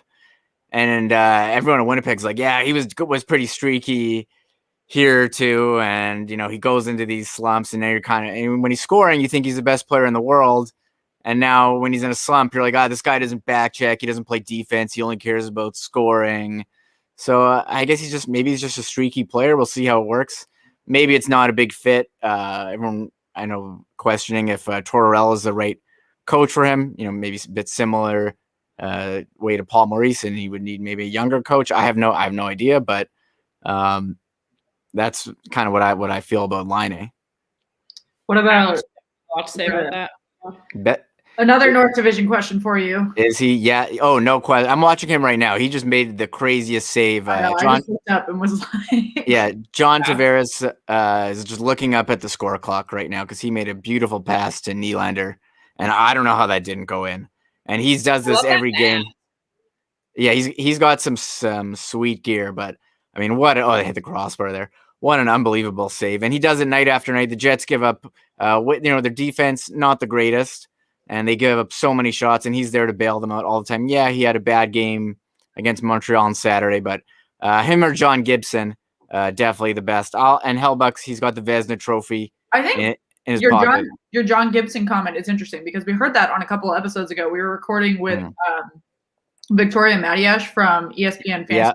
And she said that John Gibson was her favorite goalie in the NHL too. And I thought that was kind of a hot take just because he's with the Ducks. So it's so hard to see that he's a good goalie just because when you're playing with a bad team, your stats don't come out as prominently as if you are with one of those top, the Leafs, the Lightning, the Bruins, whoever it might be. Yeah, I definitely agree. I mean, he's on the Ducks. They're kind of rebuilding. They just missed a good chance. They're rebuilding, not the best team. So he's probably facing more difficult chances than other goalies, but there's no denying that he's a talented goalie. And among U.S. goalies, I think it's those two we'll see for the Olympic team. And Hellbuck just made another amazing save. Like, who is that? Marner's just like looking into his hands right now. I can't believe he didn't score. So, I mean, it's night after night with Hellbuck. The guy's unreal, and also great personality, great interview as well. I mean, we've all seen the meme of him with the shifty eyes getting ready.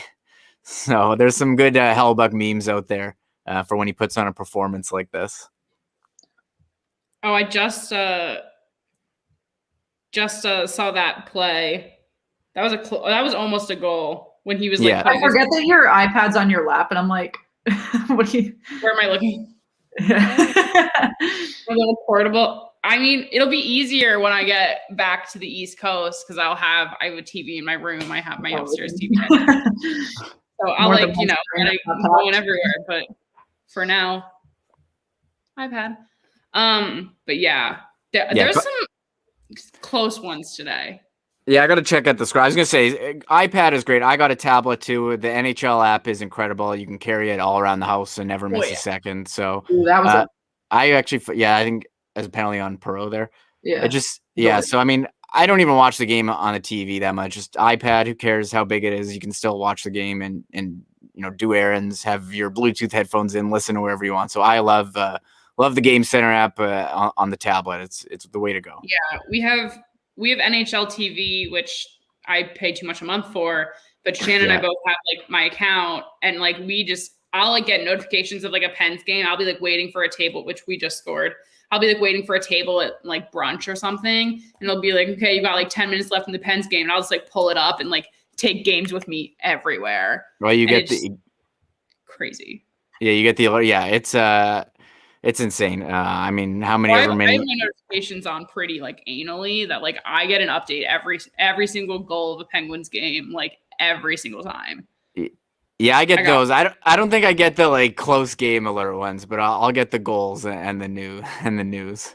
I have every single thing checked. Close game, 2 minutes left, final scores. Give me it all. I need it all. That's awesome. That's pretty awesome. I just want you guys to score again so the light will go off. They're on the power play right now, so it's definitely possible. So I have it here. I wish I had it here before. It's kind of funny. I mean, we'll wait and see. I am ahead of you guys, so it's possible to go off before it's on your screen. Oh, honestly, I'm okay with that. I want to see it. I have there is a delay on it too, where you can choose, however many seconds after, because I've been watching games with friends and I'm like, oh yeah, I got this sick goal light. And here, I'm going to turn it on for the game. And then you're watching the game and the goal light goes off before you see the goal on the TV. And all of my friends are just throwing stuff at me and just all pissed off that I've ruined the goal for them. So you do have to be careful with it. That's why I kind of just pushing the button when it goes off. You guys are really not dominating your power play. Oh, I know how that goes. Yeah. Yeah, the Jets power play, it's been in a bit of a funk. They're figuring it, but yeah, now it's 4-on-4. So I am excited. They have a lot of speed. Ehlers on. He's kind of underrated player. I think he's one of the faster players in the league. He is like top. I think he's like top 20 in scoring. But watch out for him. And we talked about Dubois before. Those two are starting out here. So you never know. It could be right here. Oh. Yeah, that was an insane save out of the 5-hole. It didn't go over the line. Yeah. What other games are you guys checking out tonight? The Bruins game. I might change it to the Capitals Flyers game though, since the Bruins have pretty prominently solidified their lead. Yeah, was it 4-0? It was 4-0 before. I saw Carolina's beating Nashville 4-0. Nashville. I mean, they used to be pretty good every year, and they've kind of just fallen off this year. Not quite. Oh.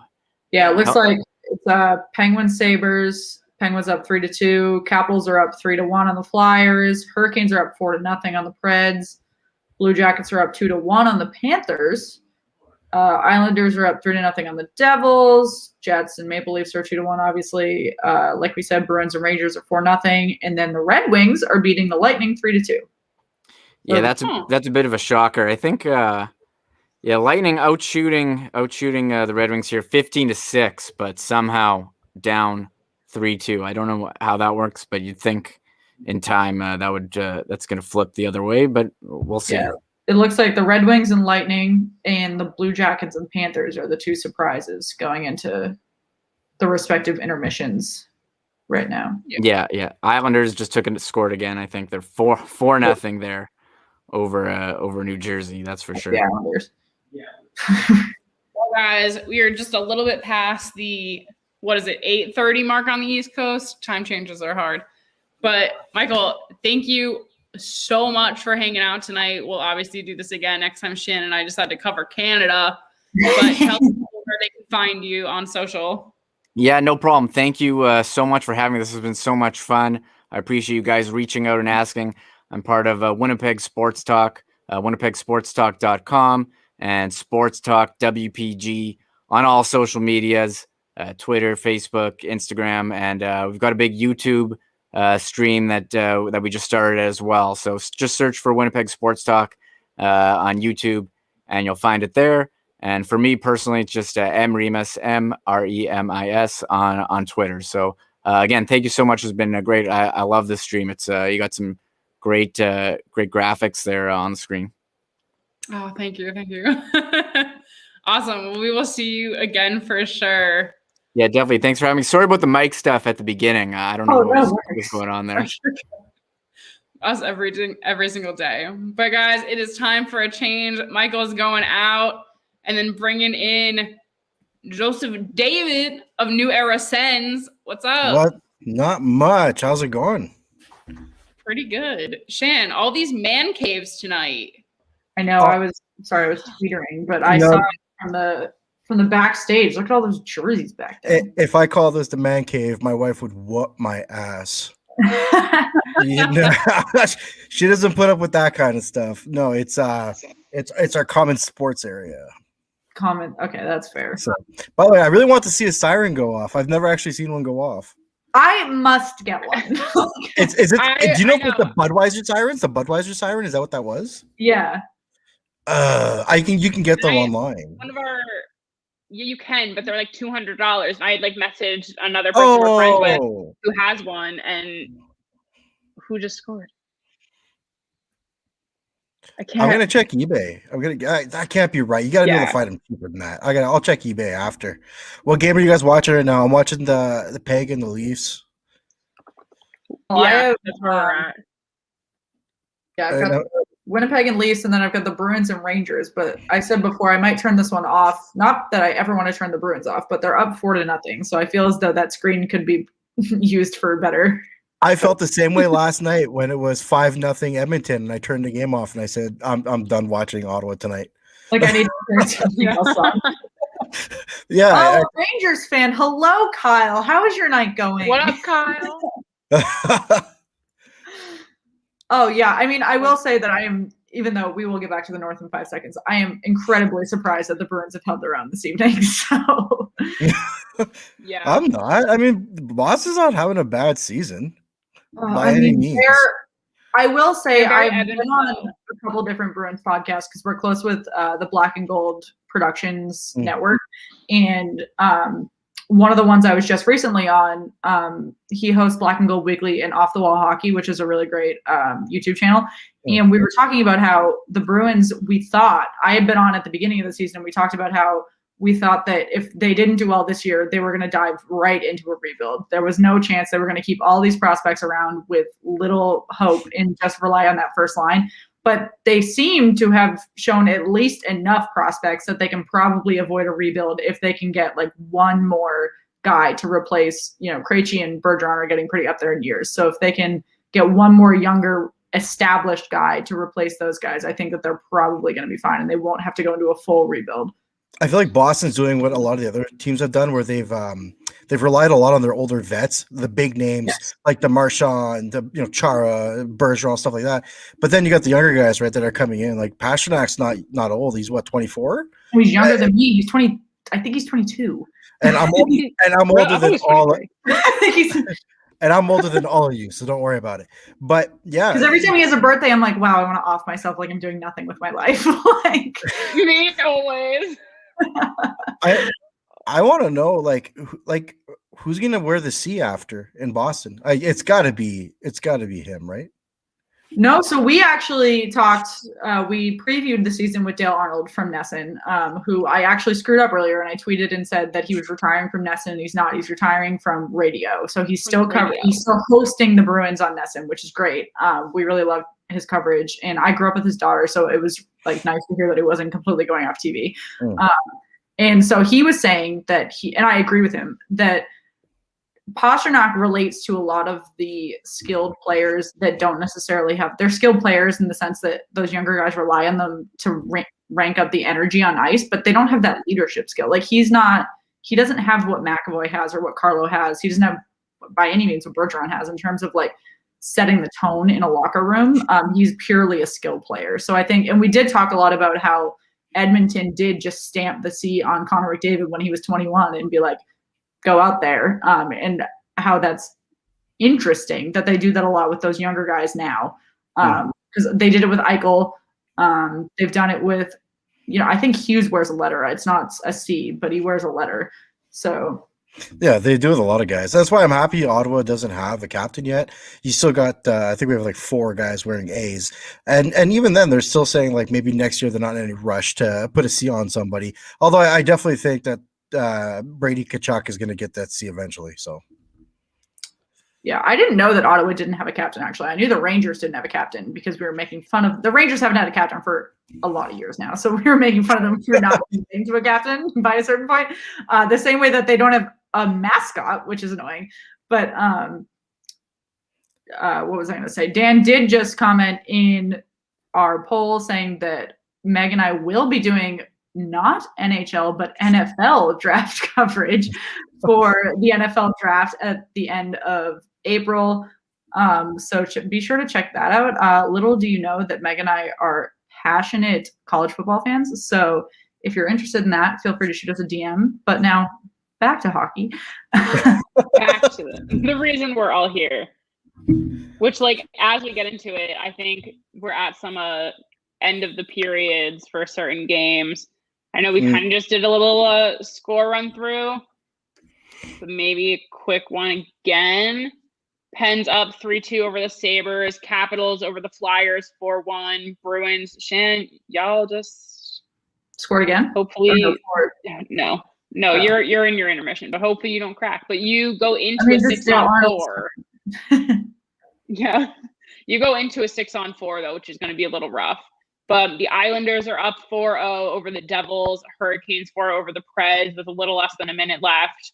The Blue Jackets are beating the Panthers. Good for Alex. 2-1. Jets, as you guys all know because we're watching, 2-1 over the Maple Leafs. And then the Red Wings 4-2 over the Lightning. No score within the first minute of the Blackhawks Star game.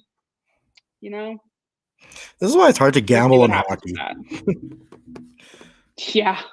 It's so hard to, like. Want to know who knows about gambling? Alex in our comments puts money down on a lot of things, and he's right fairly often. I don't know if I was with Belly Up at the time, but at the very start of the season, 1 week I won like $500 on a Proline ticket, which is I don't know if you guys have Proline out there, but on a Proline ticket. And then the very next week I won $2,600, and then the week after that it was $470. $2,600. Yeah. And you know what the worst thing about? Why don't we do this? So that's what I said to we had been, but mind you, we had been drinking. But I said to my boyfriend, I was like, I really wanted to bet on the Bruins Rangers matinee last week. They played at noon. And so I had been talking to one of my other Bruins friend, and I was like, I want to bet the under on this game. Like, there's no way. The over-under was 5.5 goals. And I was like, there is absolutely no way there are going to be 5 goals in this noontime matinee between the Rangers and Bruins. And there were. And I was like, this could be like baby's first sports bet. But I don't know enough about like, I really want to understand it, and I really want to get into it and be successful. But I literally I don't feel comfortable putting my money on it until I understand it more. And so I said that when we had been drinking, and the next day he was like, you said you were going to gamble on this game. And I was like, no, that I like meant like that. Was I'm up $3,500 so far this season. That's so incredible. Well, you know what's the worst thing about that? Okay, so I have bad allergies, and we love dogs, but we could never get a dog because I'm allergic.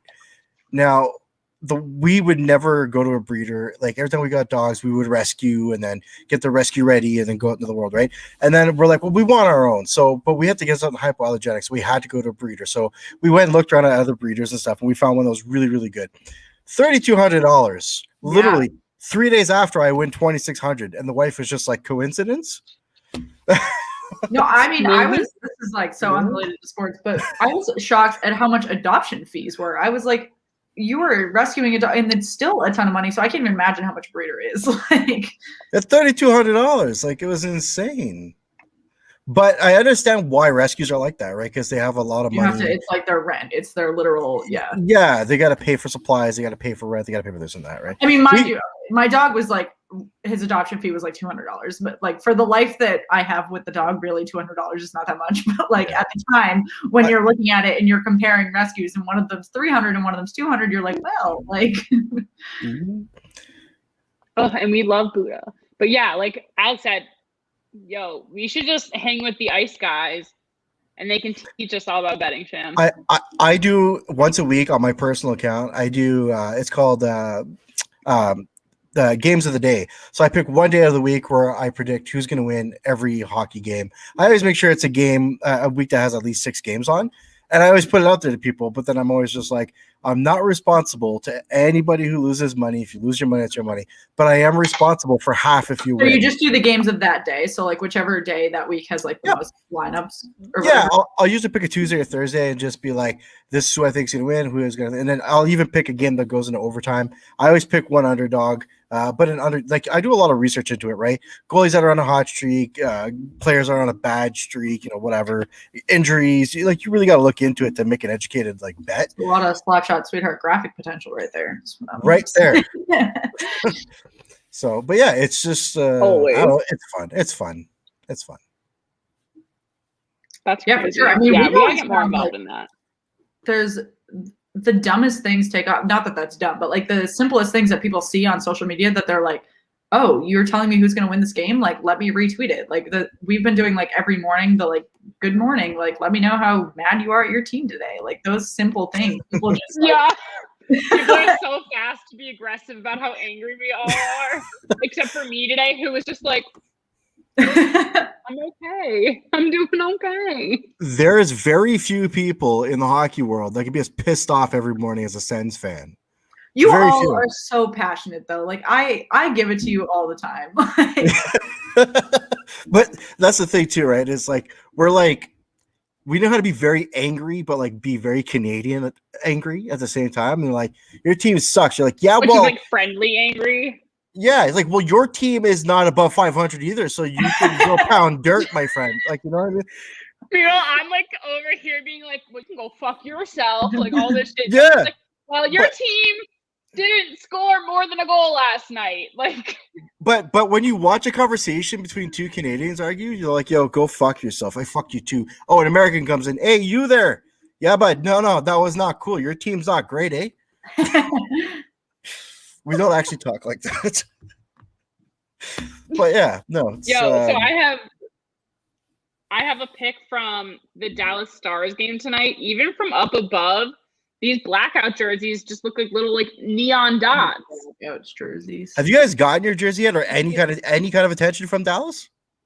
Oh well, wait, no. Victory Green follows us. Yeah, but I mean, We lost the first round of our mascot bracket like a peasant. Which is so disappointing. That's how you know we're not rigging this. Which someone said we rigged something the other day, which like we definitely didn't. But like if we had wanted to rig it, don't you think we would have let Victor win because of how hard we're trying to get these jerseys? Like he won against someone that I like don't like at all. Like today, I really wanted Sabretooth to win against Sparky the Dragon from Stupid Islanders, and I retweeted it like 70 times, and still I couldn't get the like last 4% that I needed. So what day are you guys on? You guys are tweeting at Dallas every day, right? No, Megan, stopped doing it. You stopped doing that? Really? I was honestly, I was amazed. No, I love that. You should have kept that going. She can start again. You should. Why not? But yeah. I'll just like pick up where I left off. Just like do a restart on day 7. Day 5. I had a crazy day at work. I came home, made dinner, took care of my kids, so I didn't get to check. Where's Spartacat at? Like, how's he doing? Where is Spartacat? Let's look. Let's find out. Someone asked in our Twitter, not our Twitter, our Instagram stories, because if anyone who's watching that doesn't know, pretty much before every live, I'll like put a reminder on our Instagram stories and I leave like a question box for people to like ask us questions, and we normally get to them during the live. But I think this one I'm gonna have to answer on our Instagram story because it's directly at me. Spartacat is winning against Hunter the Lynx 68% to 32%, but there's only 25 votes, so we could get that up a bit. I mean, let's not tempt fate here. Let's just leave it where it's at. Well, all the East votes had almost 200, so like the Canadian sample size is not large right now. We're not exactly. Yeah. Whatever. I'll share it and I'll make sure I vote again. Wait, can I? I'm gonna vote from all my accounts, from the podcast account, from the website account. I'm logged into like 5 accounts and they've all voted. So. Gotta be honest. Do you guys have a burner? Don't lie, honestly. No. I've contemplated making a burner, but burners annoy me because anytime I try to do like follow trains or anything, they'll like tweet at like we tweeted like a wholesome post like thanking someone for something, and they replied like, "Follow back, bitch." And I'm like, are you kidding? Like, get out. See, but I'd love to make a burner account, but the problem is when someone is stupid enough and I want to be like, go fuck yourself, I want them to know it was me who said it, not a burner. That's why I just can't do it. And the thing is, this is shallow, but we have like one of those apps that tells me who unfollows us so that I can make sure like if they unfollow us, I can unfollow them. But there are so many like Shannon, you're crazy is showing. Shannon, you're crazy is showing. I need to no, screw that. I want to know the name of this app. I want it. That's not crazy. So anytime that somebody like that comes up, like 5 suspended burner accounts a day. No, well, not for my personal account, for the podcast account. I don't care about my personal account. That's not true. I really want more Instagram followers. Yeah, don't even. Like, what are you guys at on IG right now? You guys just hit 400. We just hit 400. We hit 4. We'll retweeted reposted. I think we just hit 8. Nice. We don't use our Instagram as much as we should, though. See, so my graphic designer, his name is Jamie. Shout out to Jamie. The guy's the best, and he's quick as hell. But he's the one that also handles the Instagram account. And like he's always putting the updates and really cool. He'll do like wallpapers. I think it's like Wallpaper Tuesday or whatever. But like our Instagram account is growing faster than the Twitter account because he's so good on it. And we just like we're on Twitter, but everyone's so focused on their personal accounts that we're like, so like I don't know if you guys saw like recently I had that giveaway, the Drake Batherson giveaway. Yeah. The card. Yeah. I was like, we just gotta grow that account because I was like, I couldn't give a shit about my personal anymore. You just want to grow your own brand, right? You don't want to grow yourself. You don't care. Speaking of brands, shout out to my best friend who's in the comments right now. This bitch right here has over 33,000 TikTok followers. So when Shannon and I start our TikTok, she has almost 3 million likes. She's at 2.9 million likes. This bitch, my girl, she crazy. And did you say you're in the West Coast right now? Like you're in the West Coast and you're in the East Coast right now? Until Sunday. She gets back to the East Coast. Where in the West Coast? Same time zone. I am in Los Angeles, California. Oh yeah, so you're not okay. Yeah. Yep, this has been my home for the last 6 months. Really? What would be your ideal Stanley Cup final to attend? That wouldn't involve your. So, okay, I'm going to do a cop-out for this because my favorite team is the Penguins. I would like to see a Vegas and literally anyone else cup. Did Shannon die? I lost my Wi-Fi for a second. I was like, are you okay? Yeah, so you said Vegas and Pens? Vegas and anyone. No, those are your favorite teams. You can't choose that. I didn't say Pens. I said any. No. My favorite goalie, not my favorite team. I know. Any of the other. Okay, if not, then then fine. Then I'll give this to you, Shan. Like, I think it'd be cool to see like an original 6 cup final, but they have to brand it right. Yeah. I'd probably go with like specialty everything. I'd like to see Calgary, like on the West. I mean, that's me, the Canadian in me, right? And then I'd like to see Toronto, and then I'd like to see Toronto get spanked and choke in the playoffs and drown and suck. Clearly, I'm not a Leafs fan. True. I don't know. I think it's Canada Day. It's fine. I'd pick one of the older teams that hasn't gotten to the final in a while. So like maybe the Flyers, maybe the Penguins do not count. Like the Red Wings perhaps. Back to backs in like the late 2010s against Detroit, and then who was it again? Yeah, this is not a bad pick. I don't hate that. You hated it when I picked it. Yeah, because he said people you don't like. Said not your favorite team. Break out of your comfort zone.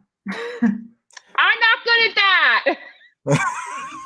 Vegas Philly would be good. I want like 2 teams that have never been in the Cup Finals. Bring in that wasn't going to be kind. Bring in the people who aren't always there. Ottawa. We were there in 2007 or no, 11. Yeah, I think it's 2011. Yeah, and how's that going for you?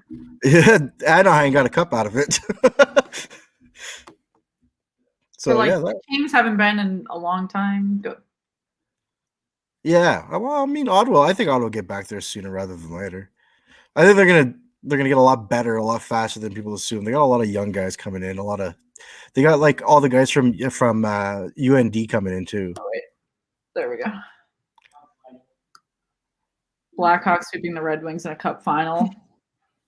I think that's a bit ambitious.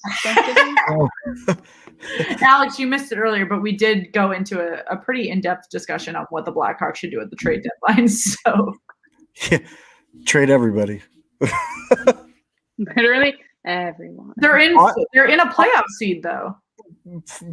But really, if this was a regular season, they would not be in a playoff seed. That's what I said. I was like, is it worth, selling your players and your cap space to, not make a cup run because you're not making a cup run. You're not making a cup run. Honest to God, I would probably get rid of Taze and I would keep Kane. Because Taze will still fetch you something good to a contender on the East. Send him back to the East. Send him to the Islanders. The Islanders might take him. I don't know what their cap is like, but they have a lot of good guys that they can, like I said, push off to. I don't know. I would send him to a team that needs that young, or that, I'm sorry, not young, that older, better. Yeah, like the Devils or something. But they're not gonna make the. They're not gonna. I'm talking about like if you're going to send them somewhere to a team that's contending, like the Islanders aren't contending. Like they're contending for the first overall draft pick, but that's it. So you think the Devils aren't contending? Shane, you're the only one who thinks they are. That's okay. I'm not out yet. when I officially get the notification that says the New York Devils have been eliminated or New Jersey Devils have been eliminated from the Stanley Cup playoffs, then we can talk. Do you know where they are, Shannon? I expect to be tagged in that. Then I will tweet and say my hopes are lost. We'll go live immediately. I think Megan's sleeper was the Islanders. Like, I'm sorry. Are they not number one right now? yeah, it's not a sleeper. I love that JG Pajot. They were before. No, I didn't call them my sleeper. It's a dark horse. It's a little different. They're the same. I love that JG Pajot's third in points on that team. Like Otto trades him for some draft picks, and the guy's third in points. And last I checked, I thought they were third place in the NHL right now. No, Carolina's third. In the NHL or in their division? No, in the whole league. Carolina's third place. I don't know. I've only been looking at James. The Islanders are fifth in the whole league. Well, James Reimer came in, stepped up from Mrazek, and then James Reimer's been killing it, and now they're third overall. And James Mrazek's on his way to come back. Peter Mrazek, sorry, is on his way to coming back, and everyone's like, "Well, he's going to come back and start playing again." I was like, "No, dude. Reimer's gotten them to third place in the entire NHL. Like, you're not taking the spot from him." Crazy. What game are you guys watching? These division standings is that the Islanders and the Capitals and the Bruins all have the same amount of losses and overtime losses, except the Islanders and Capitals have 2 and 3 games in hand respectively, which are wins. And then the Penguins are over here with more losses than any of them, but because they're not overtime losses, they have more points. What baffles me is I think Ottawa's played the most games in the entire league. Like we played a crap ton. We've had 0 postponed games, nothing. We're still at the bottom of the friggin' barrel. That's okay though, right? The first half of the season sucked. The second half we're not going to lose and make the playoffs. So we're going to play New Jersey in the finals. In the Eastern finals. Those are some high hopes. Yeah. Well, I mean, you're only 6 points back from Calgary. If you guys make it, if the Sens make it into the playoffs, I will literally just buy a Sens jersey. And I hate your logo. Oh, I am gonna. The striped one behind you is my. The striped one is cool. That's my World Shell players shirt. That is my JG Pajot jersey. He doesn't play for Ottawa, but he's still one of my favorites. And then I'm not mad at that one. Yeah, it's a nice one. I liked it too. It's not too bad. It has a big 0 in the front, but and then Stützle. I have the original Stützle before when he was like, yeah, I'm gonna spell it the North American way. And then we're like, cool, we all bought jerseys. And then he's like, no, I'm gonna spell it the German way. And I'm like, screw you. This is gonna be a one of a kind worth a bunch of money later on in the future. So I'm just not gonna get it fixed. But the NHL, Sports Check here, they were saying like, hey, if you guys bring it in, like we'll fix the spelling of the name for free or whatever it was. And I was like, nah, too lazy for that shit. So much effort. Might be wise. Yes, we need to talk about this because I brought this up in the very beginning of the season, probably prematurely, but kind of still stands. Shan, like similar to what happened in college football, which granted was taken back. Do people need to have a certain amount of wins to just be considered? The Google standings don't have win percentage, so I just wasn't looking at it. But see, my problem with that though, the NHL app, but yeah. I see the whole winning percentage thing is it bothers me. It's like just because you guys got your team got infested with COVID, you guys have to miss a bunch of games and reschedule a bunch of games. Like that shouldn't be our problem. Everybody else's problem, should it? Really? That was my thing. It's like it's not our fault that you guys couldn't stay healthy. Right. Like, I mean, if you can't protect yourself from COVID, the NHL team that has to travel and go outside can't protect themselves from COVID. I haven't had COVID. Why has there been no cases in the North Division? None. So much better. What animal did you have to sacrifice to get a new Ottawa road jersey? Well, Funny. they had some at the beginning of the year, and there's Cool Hockey was selling them at the beginning of the It's year. like me trying to get a freaking Capitals reverse retro. I keep tweeting at them and I don't even know. Literally. Who do I have to like? Yeah. Never mind. You're I gonna- figured out that the Carry on. Capitals like store has a Twitter, and so I started tweeting at them, and I'm getting nothing. Well, And we then should tomorrow, keep it up. We should get back on it. tomorrow you're gonna wake up, you're gonna go to tag them, and you're gonna be blocked. Like, They're- Capitals store, good morning. Where's my jersey? They're like, "What's your order number?" Honestly. You're like, "Yeah." Like, I'll pay for it. Like, I don't even need them to like give it to me for free. I just need to know when it's back in stock. Just Don't like they- hold it for me. Don't they have a thing where it's like you can register to be alerted whenever they're back in stock? Like a lot of the stores here do it. No. No. Oh, that's not cool then. I mean, you can do it for some stores, but I don't know if you can do it for this. I should probably try and find one here and just see if I can get one here, and then ship it up. If you can, hit us up. You know where to find us. But with Like- that said, we are at the top of the hour. Time for a changeover. My dude, tell everyone where they can find you. My personal Twitter is JD_Senators. On all platforms, it's New Era Sens, right down from Facebook to Instagram. You can check out our podcast. We release episodes every Monday. We're actually going to be doing a live episode featuring Ryan Leslie from Sportsnet this Sunday at 3 Eastern, live on Twitter. So come check us out. Amazing. Thank you for joining us. I'm sure this won't be the last time. I hope not. Have a good night, guys. Night. But Next, we got coming in here from Locked On Jets. Harrison, what is up? Hey, how's everyone doing this evening? good. How are you? Not too bad, not too bad. Just watching Connor Hellebuck stonewall Toronto. Oh, Yeah. yeah. I was going to say, you must be feeling pretty good right now. Yeah, when I watch this team, good feelings are in limited supply. I just say I get nervous. That's fair. I mean, rightfully so, especially against the Leafs right now.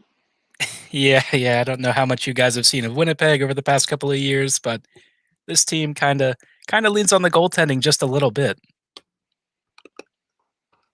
Yeah. I mean, hey, you have the goaltender to lean on at the moment.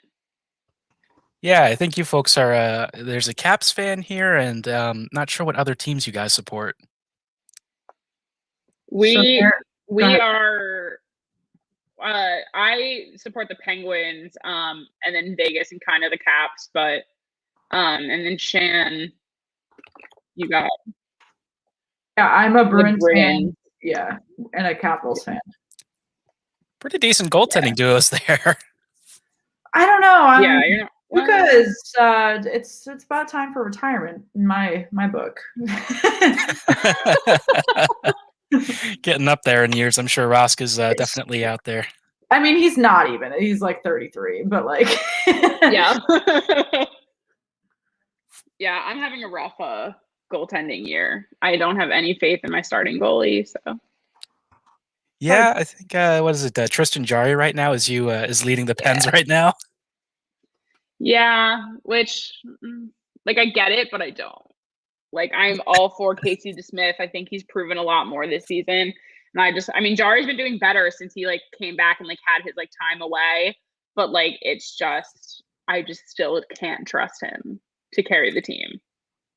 That is understandable. It seems like you guys have done a little bit of the old famous Winnipeg Jets style of trying to do goalie by committee, which, hit or miss sometimes. Mm-hmm. Yeah, and I mean, Shannon and I talked about this. We had a full like goalie episode a little while back of there's a lot of teams that are just kind of like doing the multi-goalie thing this year, and it's somewhat working out for them, but you never know.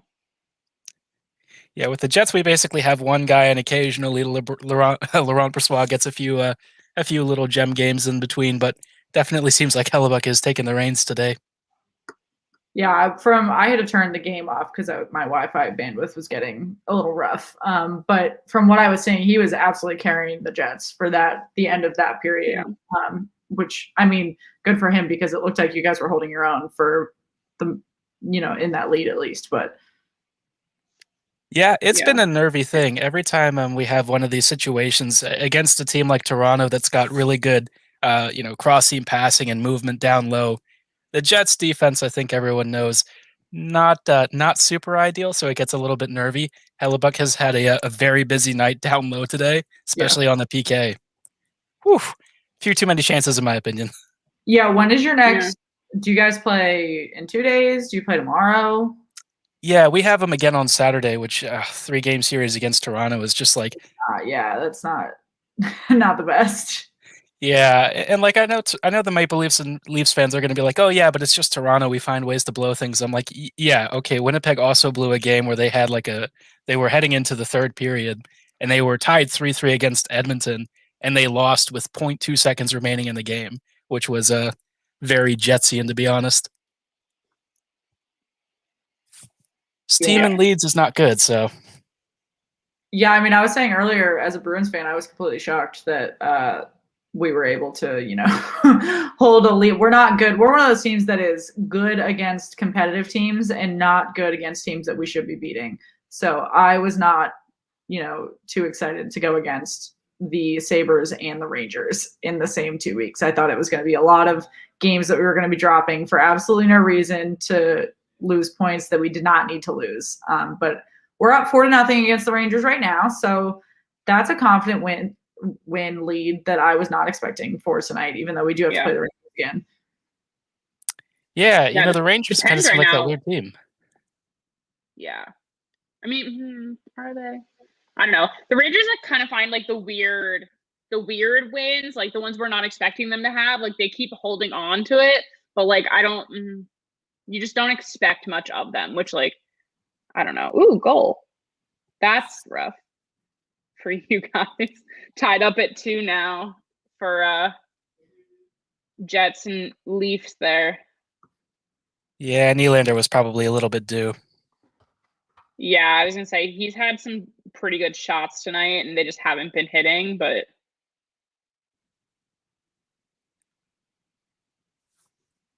Oh, man. Yeah, okay. I think that was the Rangers a great pass to him. That assist was spot on. Tavares with an amazing rush, and unfortunately Winnipeg's D kind of got caught watching that one a little bit. Yeah, for sure. Your coaches, interesting, have those, what are they, the KN95 masks? I don't know why that's what I'm noticing and stuff, but I feel like all the American teams, you kind of just see them wearing the cloth ones. Maybe that's why Canada's not getting COVID, Shan. Maybe they're wearing better masks. Yeah, somehow the Jets have avoided any sort of COVID outbreaks, which is a minor miracle. Like I know the Canadian teams have done a pretty good job, but I think generally speaking, the provincial restrictions that were in place, I don't live in Winnipeg, but I understand that they were pretty tight, and Manitoba had to go on lockdown for a bit. So maybe we're left out. Your arena at the before game started, didn't you? Briefly. What was that? Didn't you guys have to shut down your facilities very briefly before game started? I don't think that was the Jets. Maybe it wasn't. I'm not 100% sure. Making a graphic on it, which is why it's in my head. It is funny because of the COVID restrictions and stuff. They actually the Manitoba Moose. No, it is January 16th. Out of an abundance of caution, the Jets have closed their facilities following exposure, but it was before any games. Oh, yeah, that was Tucker Poolman, I think, who went on IR. Or I don't know if it was injured reserve or he was just in protocol, but I don't think anyone tested positive in that situation. I think they came into contact with somebody externally, and there was a bit of a scare. People were kind of wondering if, in fact, Poolman had gotten sick. But the Jets have done a pretty good job not saying anything, which I don't know if that makes me comfortable. But it seemed like the rest of the team didn't get infected or anything. So I think that's probably the closest scare we've had so far. Yeah, I mean, that's great. We were on the Rod Pearson show a week ago, and then he was on our show a couple weeks prior. And we were talking about how the Canadian handling of COVID-19 within the league in the North Division is just so vastly different than the US. And obviously it's just a larger amount of teams which means a larger amount of people and a larger amount of exposure. But just kind of considering the two and how I don't think any of the Canadian teams have fans right now. Yeah, as far as I know, I think all the stadiums are completely empty, which is crazy to see the fans in the U.S. I was gonna say they're all pretty like quickly opening up in the U.S. So like considering those two, especially because like the COVID-19 list is still a risk, and so you're risking like your team's ability to go out and play the next game if like say you're the Capitals and Ovechkin goes on the COVID-19 list, or like what do you do if a fan gets COVID? Like I don't know. I haven't read into the full logistics. Yeah. Interesting. I mean, they're pretty spread out though in those arenas. Like, I feel like if someone's going to get it, like, it's not overly high risk the way it's set up. But I mean, granted, I haven't been in an arena, just from like what I've seen. I'm not really sure what the risk factor is there. Generally, I think if you have like a small number of people inside a closed space, it's generally supposed to be like, like you said, the arena's fairly spread out. The only thing you worry about with those systems is like the closed circulation tends to be an issue. Yeah. I know that they were setting up like these weird dividers between the teams and the fans or something, but apparently people were saying, yeah, that might not actually do that much. It's just more of like peace of mind or something like that. I was like, oh, yeah, basically what the NHL usually does. Right. Pretty much.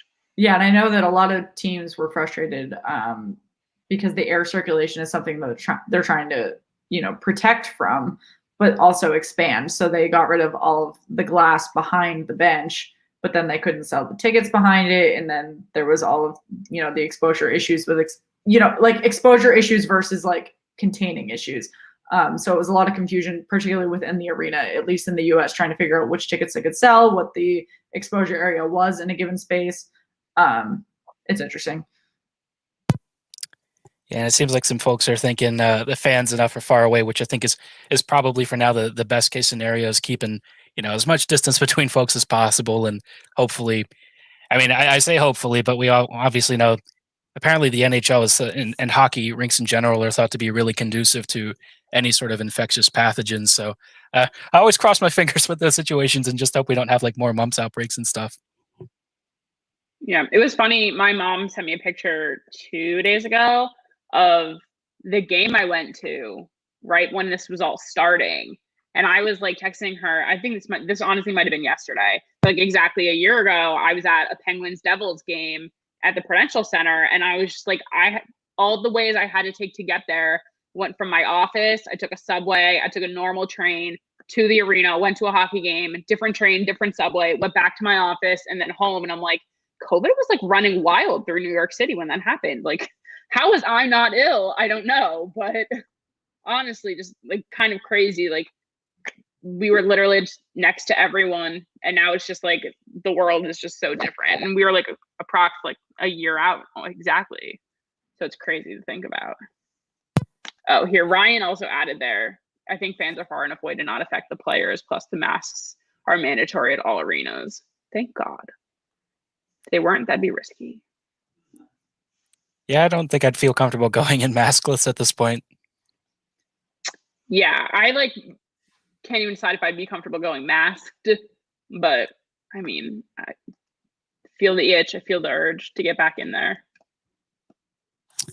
Yeah, I think it's been, and for a lot of these Canadian teams, like a lot of the US teams, I don't 100% know like the revenue structures, but I think a lot of the US teams, their TV deals tend to have pretty good in-market revenues for the larger teams.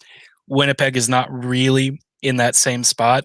And so like the Jets, I think financially aren't doing horribly, but I know a lot of these smaller teams, especially with like the flat cap and some of the situations that are going to be coming over the next few years, it's not great. It's been a little bit tight.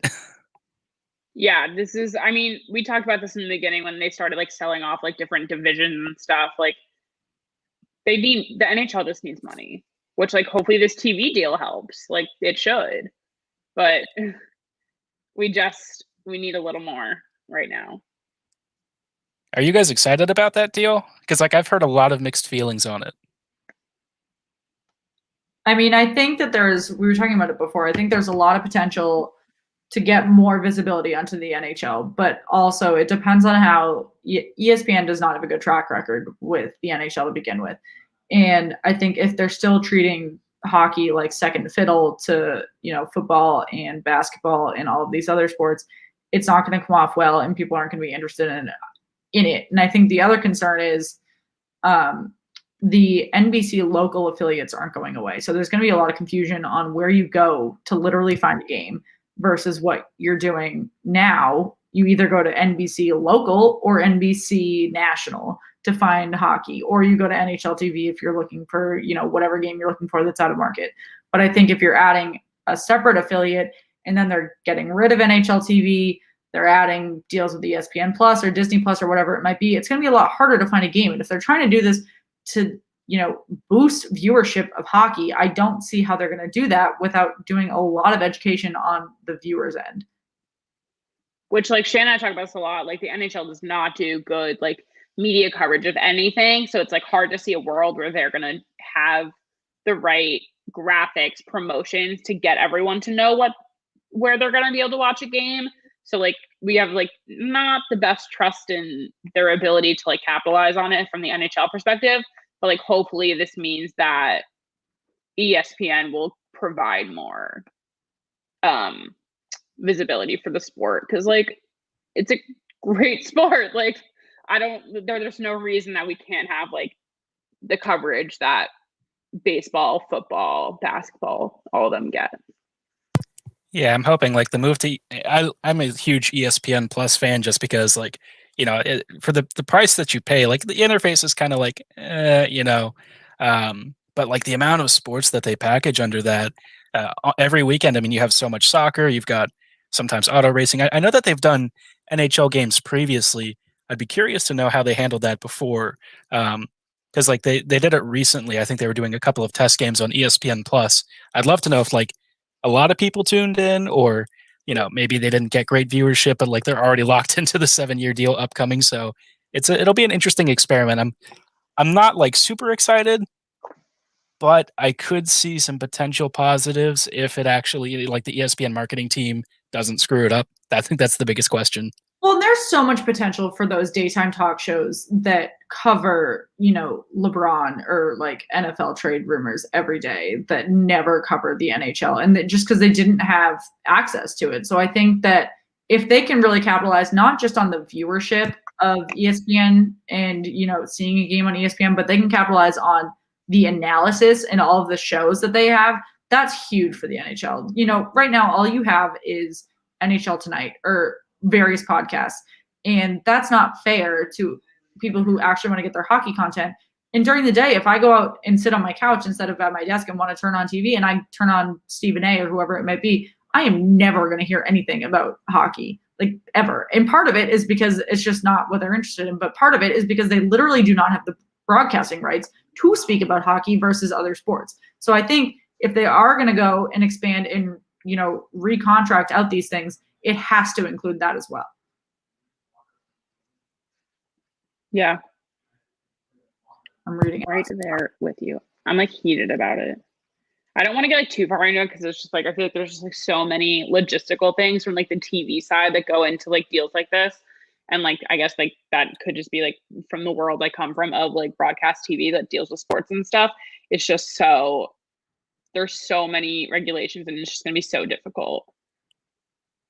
It was kind of funny because I was thinking about it like from a marketing perspective. I look at the Winnipeg Jets, and honestly, like I know that the NHL has a branding issue when it comes to player recognition, team recognition, and especially when you look at a team like the Jets. People know Connor Hellebuck, but how many people? I mean, as well, when we had Patrick Laine, which is, painful memories, but when we had him, people actually knew who he was. But as far as like player recognition, people don't necessarily know who Mark Scheifele is. I mean, maybe Blake Wheeler because he said some stuff on Twitter, but it generally speaking, it just seems like the NHL has had a lot of difficulty selling stars, and I feel like maybe that's one area ESPN's like social media and marketing coverage may understand better. But then again, if you're dealing with all of like these regulations and broadcast things, I could see it being a bit of a mess. Yeah, it's hard to say this is going to happen. I mean, obviously we'll have to wait and see, but who knows? Who knows what's going to happen with it? But maybe they'll just have to put more Connor Hellebuck clips here because apparently, oh well, great. Right as I say that, they score. Oh really? I just saw. Like I said, I turned the game off. Is. Yeah. Apparently, if I talk about Connor Hellebuck, it's a jinx. But it kind of just like goes away. But we'll see. We'll see.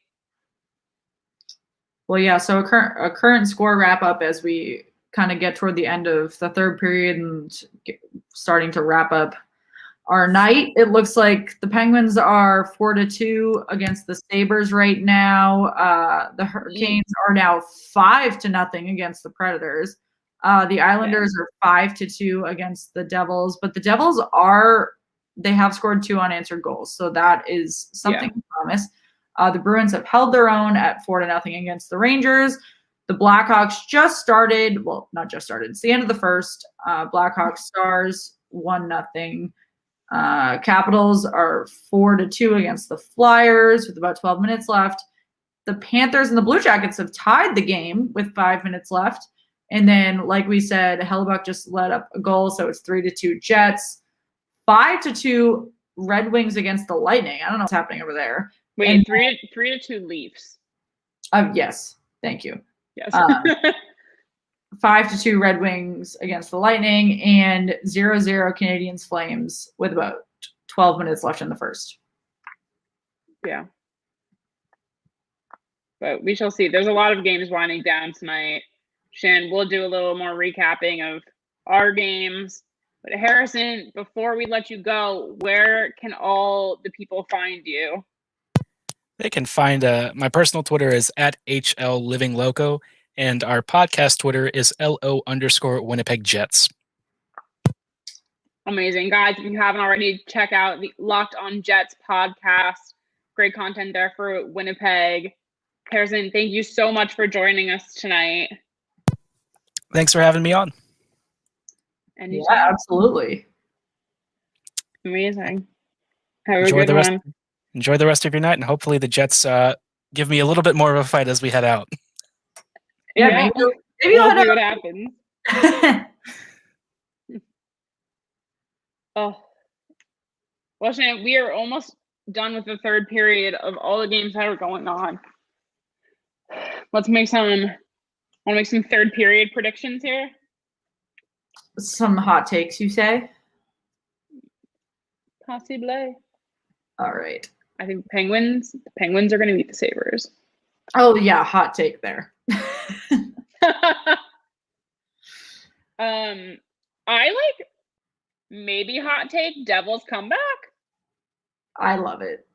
I live for it. I'm not confident in it, but like hot take. I live and breathe for a Devils comeback. Who's to say? And then it'll help your hatred of the Islanders. Fuck the Islanders. Come down a little. Even their mascot sucks. I hope you're listening, Sparky. Like, fuck you. Glad he doesn't follow us.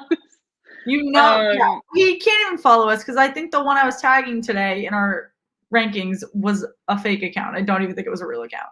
So that's so funny. Oh, who else? I mean, the Leafs. I think they're gonna hold on to this. I don't think the Jets are gonna score again. They're probably gonna hold. They'll probably let it. It'll probably end 5-4. Red Wings. Yeah. I can see that. I don't want the Blue Jackets to win. I'm going with the Panthers, but it might be the Blue Jackets. I want Alex to have a break for a minute. I'll give it to the Blue Jackets. They can have it tonight. Someone scored. Who scored? Who scored? Whomst? Where are we? Whomst scored? The Flyers. Flyers scored. Oh, yes, they did. 4-3. Hey, they're catching. There's a lot of hockey left to be played for them in Washington. 9 minutes left. They're only down by 1. Shannon, give me a hot take on that game. I was gonna say, let me check the standings. Who do I even want to win that? Literally no one. No, the Flyers need to lose in regulation because if they lose in overtime, they're tied with the Bruins in points. What if they win? Then they pass the Bruins. But the Bruins are going to win. No, that's wrong. The Bruins are going to win. Oh yeah, you guys are going to win. We're going to win. If I want the Caps to lose, so that then the Pens are within a point of the So Caps. really, what we're doing here is rooting for the Devils because we need the Devils to beat the Islanders. Yes, that is exactly. We want the Devils and the Flyers to win. Yeah, that's the one. Need another Penguins goal. Need another Penguins goal. Another Why? Devils goal. Is 4-2 not good enough for you, Alex? I'm okay with it.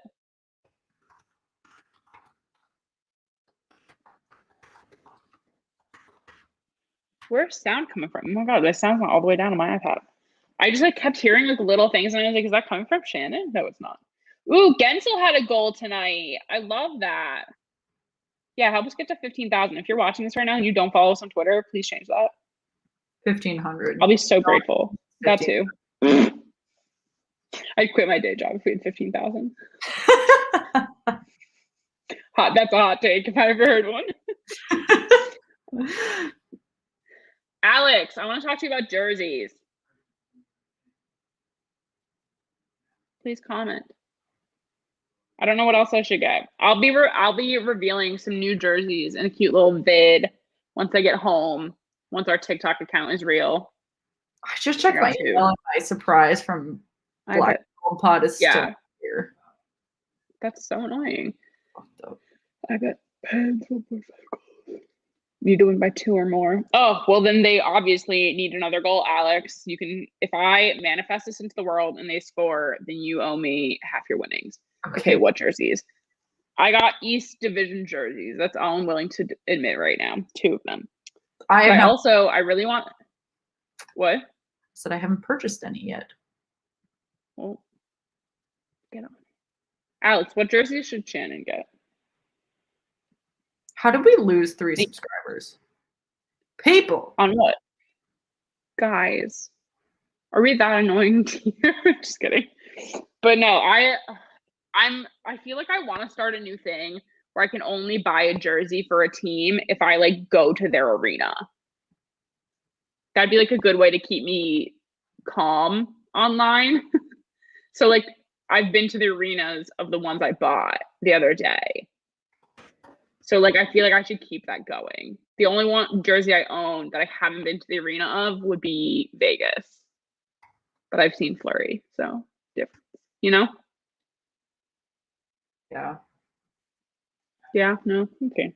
Sorry, I was trying to network on YouTube, which is exhausting. Guys, YouTube sucks. Honestly, please subscribe to us. YouTube fucking sucks, guys. Guys, we have so much coming up. You want to be subscribed because you want to know what's happening. So give it a like, comment, subscribe, and then we'll all chat, and then we can all hang out more often. Hint, hint. What? Nudge, nudge. But anyway, Shan. Wait, where are we at in Penguins game? Give me time. Give me time. We have less than a minute left. I'm pretty satisfied. I think this is our end. Help Belly Up Hockey's Twitter get to 250 followers. You're welcome, Ryan. But yeah, guys, hit us up if you don't. Oh, well, Winnipeg just scored. What? Yeah, they did. They're going overtime. Yeah. Okay. Well, I shan't entertain that tonight, guys. This was fun trying to cover Canada for once. We'll get better at it. Now that we've heard more about it, and I feel like I've gained more respect for it, we'll cover it more. That's right, my take. That's all from the Sweethearts this evening. I'm about to walk my dog and hit the hay. So it's snooze time. If you don't already follow us everywhere, Sweethearts Pod on Twitter, Slapshot Sweethearts Instagram, Facebook, all of it. YouTube, we're literally everywhere. Soon to be on TikTok eventually. I don't know. But guys, if you don't follow us, hit us up, and then we will see you guys next week when we are back in our element of them East